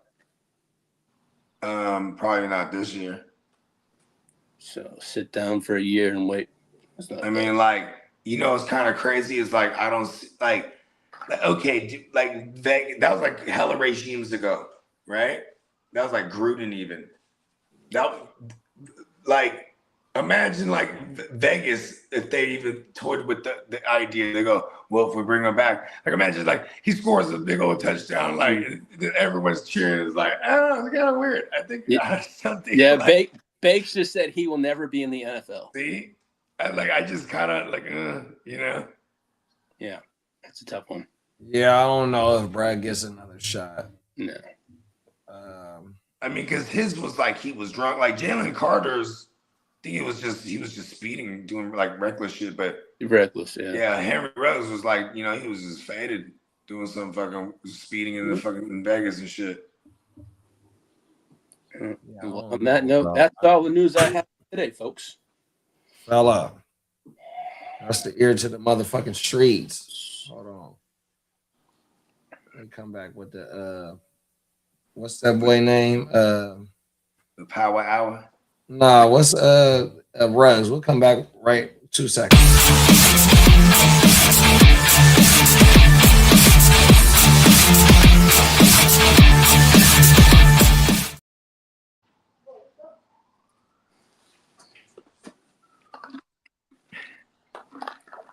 Oh, my bad. My mic was on mute. That rug shit, just the optics of it, you know what I mean? Yeah. Let alone the optics, somebody did lose their life while Brad was behind the wheel. 100%. Mm-hmm. That's kind of like shit that you see on fucking how they be combining them videos and shit and make a compilation of all, and then you got to go sit and watch that shit. You know what I mean? That's one of them type joints to where you got to learn from prior experience. I know how he gets back into the NFL and it's never going to be on the field. He gets back into the NFL where he's like doing the rookie symposium, where he's one of those guys that goes and speaks and shit. You know what I mean? Like I could see him doing that shit. You know what I mean? Oh my man! Like, because that was a damn unfortunate situation. You know what I mean? 100%. Somebody lost their life. And rest in peace to that person. Like, imagine this: he's a first rounder, a former first rounder. He can speak from experience of how he threw away his career and somebody lost their life because of him being stupid and young, and you know what I mean? Like, that's why they had Chris Carter go talk to the rookies, all the star rookie receivers at the rookie symposium or whatever they call it. He would always have his little seminar where he talks to all the kids like, listen, don't do dope. You know what I mean? Like, come on now. And they straight up, that was like literally what his contribution was, like life after football. And like look, I'm a Hall of Famer. I had to clean up my life and woo, you know what I mean? It was just, that was because he could speak from personal experience, you know what I mean? Because these kids about to go play for these billionaires, you know what I mean? And then play with these millions, you know what I mean? Yeah, facts, bro. 100%. And just get the plane, getting behind that wheel, and you get to hitting that gas. You know what I mean? That gas. That shit. Why aren't you black trucking it everywhere? Like maybe motherfuckers is I don't know. It was definitely whatever the substances too. My bad to cut you off because it's like I always be trying to put it together in my head like these motherfuckers be having hella money. Like why are they doing stupid shit like that? I'll just have a driver then, or I'll just like. I think it's because they're young. They're so young. Fucking cars. Yeah. Right? You get them. Shit. The Rolls Royces don't drive themselves. I'm like, what the fuck? As much as they cost, they should drive your motherfucking house. $300,000. That motherfucker costs as much as a house. You know what I'm saying? They're like, you could stand in it. I'm like, I'm 5'7". You're barely standing in it. Cold world, bro. I'm like, I don't give a fuck about no stars on the thing. Now, I have a question, Bogey. The IDP players are at 0. Do those numbers start to be going up soon? Numbers? No. Probably not until the rosters are set, Okay. honestly, Okay, like cool. in reality. Okay. And then you'll have like some players that are like known starters. They might have a projection on them, and it's just stuck there from Gotcha. last year. Yeah, they sleepers IDP projections is boo boo. Hey there. Yeah. Yeah, you can have a bad motherfucker. You just really got to look at his snap count because sleeper might not be catching on. This guy's putting up like dub every week, and he's playing hella much, but they got it projected for like 0.1 or what, or like what they got projected for 0 even, or like 2.0. You're like, what the fuck? You been putting up 30? Come on now. Oh yeah, bro, that motherfucking. It's funny because like when I'm looking at the projections, see, I mean, Yana shit. right? Hey, I'm telling you, bro, I like getting up early, but it's still sometimes I have trouble like going to sleep early. You know what I mean? I'm like, fuck, I've been up since 5. I can't fucking. I'm like, it's like 12. Like, fuck. Like I know my body's gonna wake me up at 5. You know what I mean? Right. You know what I mean? I'm in get it mode though, like right now though. You know what I mean? I can't stop. I like having plans to just execute them. Cause like, you know what I'm saying? On the docket is like, we got the graduation coming up, throwing a party, you know what I mean? And then boom. Then then it's what is it? Then like a couple weeks later, it's my youngest turning 13, which is crazy. Boom. She's me a teenager officially by number. She's already been tweening like a motherfucker. You know what I mean? Come on now. Like I cannot wake her up in the morning. 5 minutes. I'm like, we've been doing this for 45. You know what I mean? I'm like, oh, So you got to stick to the schedule. Yeah. Even too, like I'll be like, it's midnight. I'm like, fuck, I'm go over there. She's still playing games. Man, me and my friends since our last game. Like, I'm like, yeah, who wakes them up in the morning? No. Hey, damn show ain't the alarm because they sleeping through that motherfucker. That motherfucker's going off smooth right by their head. 100%. Acting like ain't nothing there. Right? And I'm like, yo, do. I always got it. I open the door and just do. That's how I start first. And then I don't like that shit. Come on now, sounding like the police when we was at Vegas last year. Yeah. Oh, my mama. That was wild. It's in your genetics, though. You know what I mean? It's in their genetics. So, like, they hear that. That's what you should be on alert. Come on now. I mean, Facts. Okay. it is funny though, because my youngest, she just smooth gets up, just 4 years old, gets up. Oh, all right, school. She's hella Ready high. to go. Hella high. Sometimes too, I'll be like, hey, and then, I'm like, I'm trying to wake her up. So I'm like, hey, babe, it's time to wake up. She's like, ha! Pranked you. You thought I was still asleep. I'm like, scared the fuck out of me. Like, oh, I've been up. She's ready to go. I've been up. Hey, that's what you call TTG, train to go. You know what I mean? But she spooked the hell out of me. I had to text my girl. I was like, yo, you know what this girl did to me this morning? Cold world. Scared the bejesus out of me. I was like, oh, she hard. Like, and she never tripping too. Brushes her teeth. Like, yo, let's go brush teeth. Yay! She's so happy. Like, Time to go. like, yo, this is dope. Oh, everything. I used to have to fight the other kids. Ooh, even get an electric toothbrush. I'm like, man, this shit is easy. You just put it to the teeth now. It does all the work. Come on now. I will say, trying to fight these kids' cavities for them, it's not the easiest thing. But when their baby teeth's still there and they're young, getting them cavities, they learn. Because then you go, hey, when them teeth fall out, you only get one more tooth. Only get one set, boy. Exactly. You know what I mean? So you know what I mean? That is not, that is like the benefit. If you want to find any benefit of them getting cavities young, I didn't have my first cavity installed in my 20s, bro, because then I didn't have dental anymore. And I just let that, you know what I mean? Oh, yeah, and I was rocking grills, too. I swear to God that I contributed. You know what I mean? Just rocking grills all the time, like. Come on now. I don't know. It's got to. Smoking and rocking grills all at the same time, too.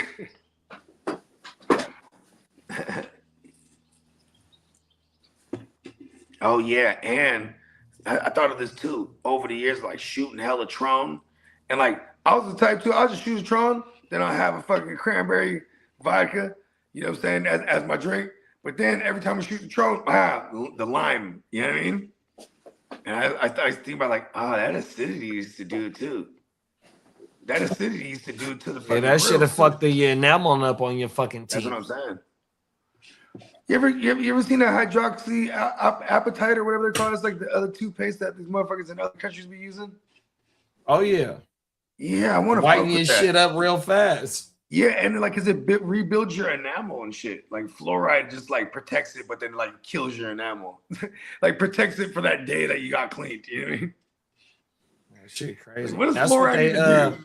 Besides, that's what they do when I leave from my cleaning. They'll get the cotton swab and put the fluoride on your shit. It's real sticky.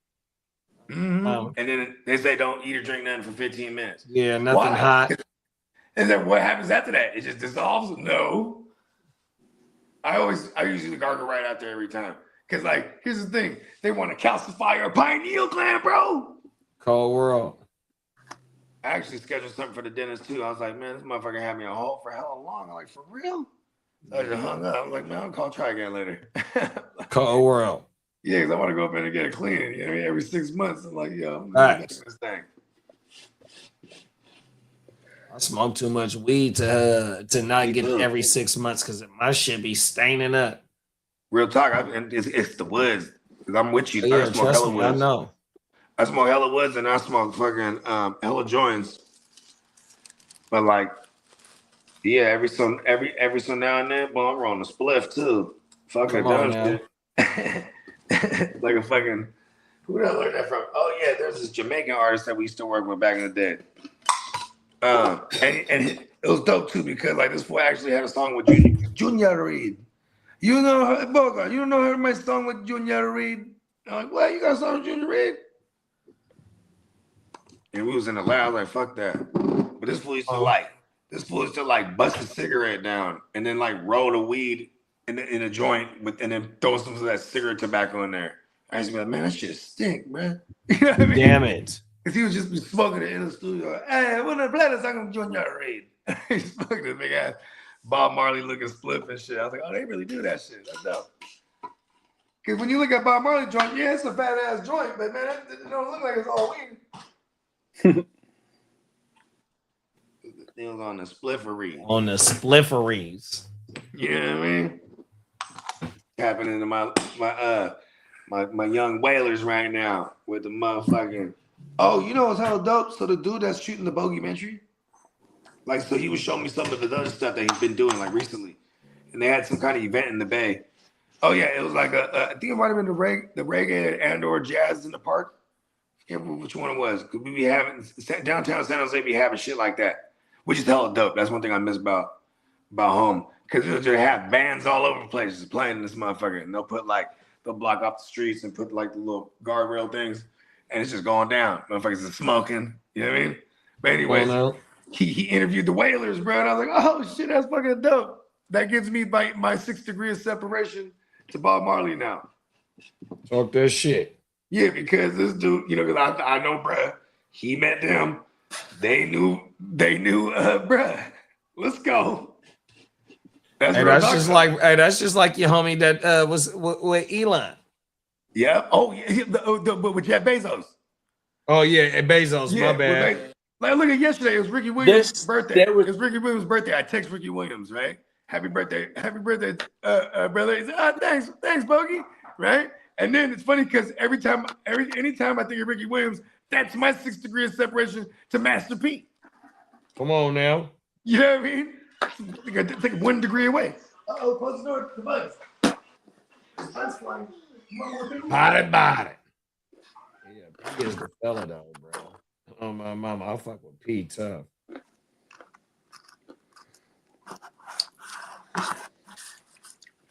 That's a big part of my childhood. Is massive. I saw that Jeff Sure. Bezos might get involved in the bidding for the Seahawks. Is that right? Yeah. Yeah, but he on Amazon Prime, and that's part of the reason why he might not be able, because something about them TV deals. So where All they gotta can- do is put in his kid's name or someone else's name. That's what they said. Mm-hmm. Or like his sister's name or something like that, and then it'd be fine. He could do it. But I do think it'd be a conflict of interest, though. You're right, though. Because when it comes down to like bidding wars and stuff like that, Come on now. it's almost like insider information. Yeah, especially if he owns a TV network that airs NFL games, and he owns it, and he's part owner of an NFL team. That's kind of crazy. Okay, I think that It's should work. true. What they say, money talks. Yeah, you ain't lying. Mhm. I don't think I'm signing over my Amazon anything just to own a team. That's true.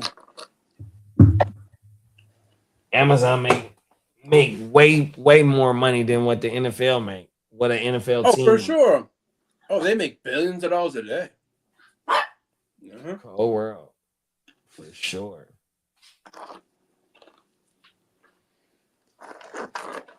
You ready for your show, man? I'm already ready.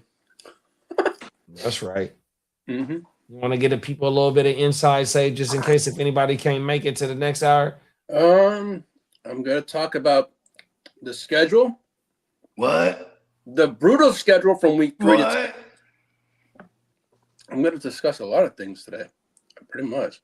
I mean, it's gonna be I made it a fun, full packed show today, but I have a lot of information, and I got some fantasy information on some Chargers players. Talk that shit. Yeah, I'm gonna go over. Let's see, today we're gonna go over the schedule. We're gonna go over the brutal schedule of week 3 to 10. We'll talk some. What else we got here? We got how the NFL did us dirty. How we only got minus 24 rush yards when other teams got plus. But I'm not using that as an excuse. But it's gonna be interesting, huh? No, they're both. You don't want to use that as an excuse. No, I can't. If I'm going to use an excuse, it's just a segment. I mean, it's just how I saw it was an interesting stat. Like, yeah, we got this. It is what it is, but anything to do. We got 3 primetime games. We got 3 of those. You only got 3 primetime games, Yeah, bro? we got 3. We had 5 last year. Wow. And we were fucked 5-0. up. But Hey, y'all didn't do no good ratings. Yeah, that is what it is, though. You Hey, know I what's told, crazy? hey, I told Jim Harbaugh is always good ratings. No, that's for sure. Like, what happened there? That's crazy, bro. Hey, do you 3 guys play? games? Is there a Harbaugh this year? we have a Harbaugh Bowl? no. Yeah, we, Harbaugh Bowl. There you go. no, we don't have the Giants this year. Okay. Damn. We have the Ravens, but it's not, Are you guys it's traveling? Are you guys traveling at all? Like internationally? No, Because then those are like island games. nope. Okay, then they really only give you 3 primetime games. That's crazy. Yeah. Fucked up. We were the 7th most traveled team in the league. Also, y'all got some good East Coast trips. Yeah, we did get a schedule wise. We got we got to go to shut up, dog. We got the Cardinals at home, Raiders at home. Then we go to Buffalo, at Seattle. What is it, girl? Are the Chargers stuck in the well? Say hey, Bogey. Say hi, little baby. What's up, girl? Oh, What's she's up, after girl? a pretzel nugget. That's what That's what she want. That's what she want. no. Come on. Don't Okay. deprive her the pretzel nuggies. Come on now. Yeah, because we got the Rams. That's at home to me. And they get the Ravens. We play the Buccaneers away. And You got the Ravens and the Bucks on the road. Ravens out a Monday Night Football game, and the Ravens week 10, and the Bucks week 13. And you got to go to Buffalo. You said. Yeah, that's week 3. And then we travel week 16 to Miami, and then we end the season in Denver. Y'all is on the road. Y'all ain't on the road like us though. If y'all a hot team, at one point they'll start flexing some of y'all shit out. Yeah. I mean, we shall see what happens, but bro, we gotta go to Mexico and Australia, dog. Yeah, come on, bro. We put stamps on passports because we're so international, bro. International players, bro. Hey, look, there's a player rapping for. He's from the city. You know what I mean? Hey, we got players clubs all over the world now. Come on now. The gang. This shit is crazy. Yep. Chase says Denver has a gauntlet the first 6 weeks. Chiefs, yeah, I know, Chase. After week 3, ours is nasty. But you know what? We got Cardinals, Raiders. Then we go Bills, at Seahawks. Then we come home to Denver. Better not lose that game. Then we go to the Chiefs. Then we go to the Chiefs, get a bye. Then we get the Rams. Then Texans and Ravens. So, I mean, the bye came at a perfect spot, but it is what it is. Week 7 bye. What's your? I think we got a week 8 bye. Yeah, you got a week. Yeah, you do. That shit is bullshit. Yeah. So. Hey, you know what's crazy is like I love the week 8 because last year week 14 we were like so dead. It was like, yeah, we finally got a bye week. You know what I mean? Cold world, bro. Like we were holding on, bro. It was so tough. And look, we're taking it all over the world this time, bro. And you know how like when you see international team, like international games, you see the crowds, they got all the jerseys. Bro, watch these Niner international games, bro. You're going to see hella red jerseys, bro. They're going to be flamed up, man, bro. Real talk, because the Niners is one of them franchises, bro. Like, how come Uncle Jerry don't like none of his teams going over? Do you ever notice that? I've noticed that. I haven't seen them travel over. Well, they're going to Brazil this year. Right? They're going to Brazil. That's it. Yeah, you know what I'm saying? Because he probably like, hold on. They can't afford America's team. You know what I mean? Yeah. If I go out there, I need 3,000 Cowboy jerseys out there in every section. No. It's facts. No, but you don't usually see the Cowboys travel international that much. You're right on that. That Packers Eagles Brazil game, same thing. Even in that game, there was like even as much as the Packers was like a storybook franchise. You know what I'm saying? Like they're the Lombardi, right? Yeah. But it was still a sea of all kind of jerseys. You know what I mean? Also, when you're in like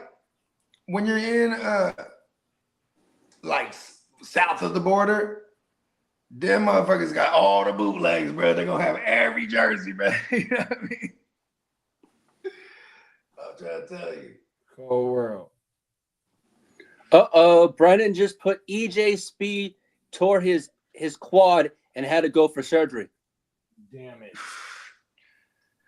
So it's H2O, Aziz, and I feel like I'm missing somebody, bro.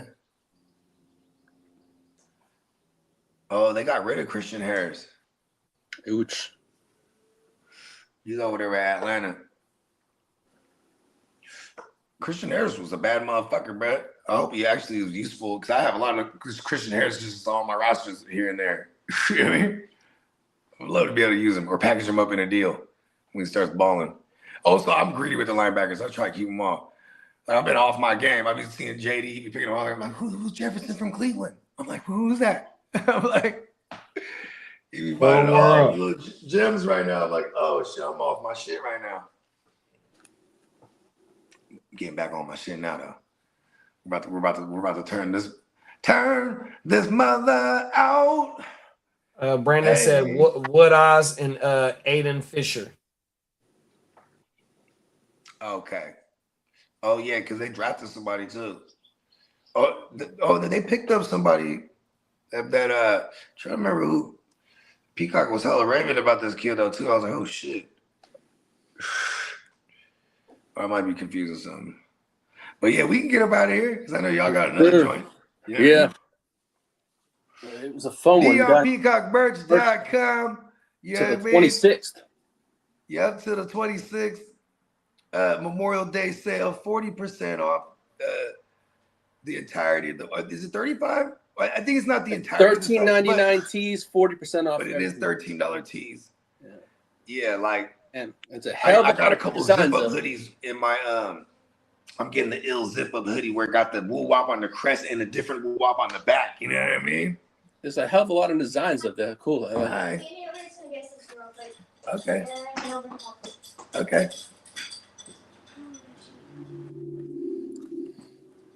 Oh yeah, man. Yeah. But yeah, we get, you know what I mean? We'll go ahead and close this thing out. You guys already know what time it is. Stay locked in. Keep the notification on for the Power Hour coming at y'all shortly. And we'll definitely be right back at y'all with some UFL action too, man. You know what I mean? I might not be there in the beginning because I got some errands to run. But yeah, I'm definitely gonna pop in. Feel like turning. Come on now. Feel like turning up. You know what I mean? Damn right. Yeah. Let's go, baby. Gone. See y'all in the field, bro. 2.2 seconds. Peace.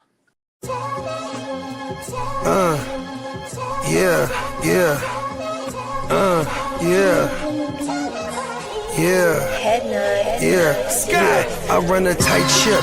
Loose lips sink ships. Run shit. Dripping like a runny faucet. Let that sink in. Table full of bosses at the meeting, double crosses, and we gon' have to toss you off the deep end, baller blockers. They tryna block my shine, solar eclipse. I'm a mobster and a doctor. I prescribe your daily fix. From the tech mecca, we lit, we see chips. Bench presser pumping this weight, the bees flip. Don't let the tech stretch. You're talking that shit, get green lit. Silly suckers tried to ride my wave, got seasick. How I'm living, counting this chicken, we out eating. AM to the PM every day, carpe diem.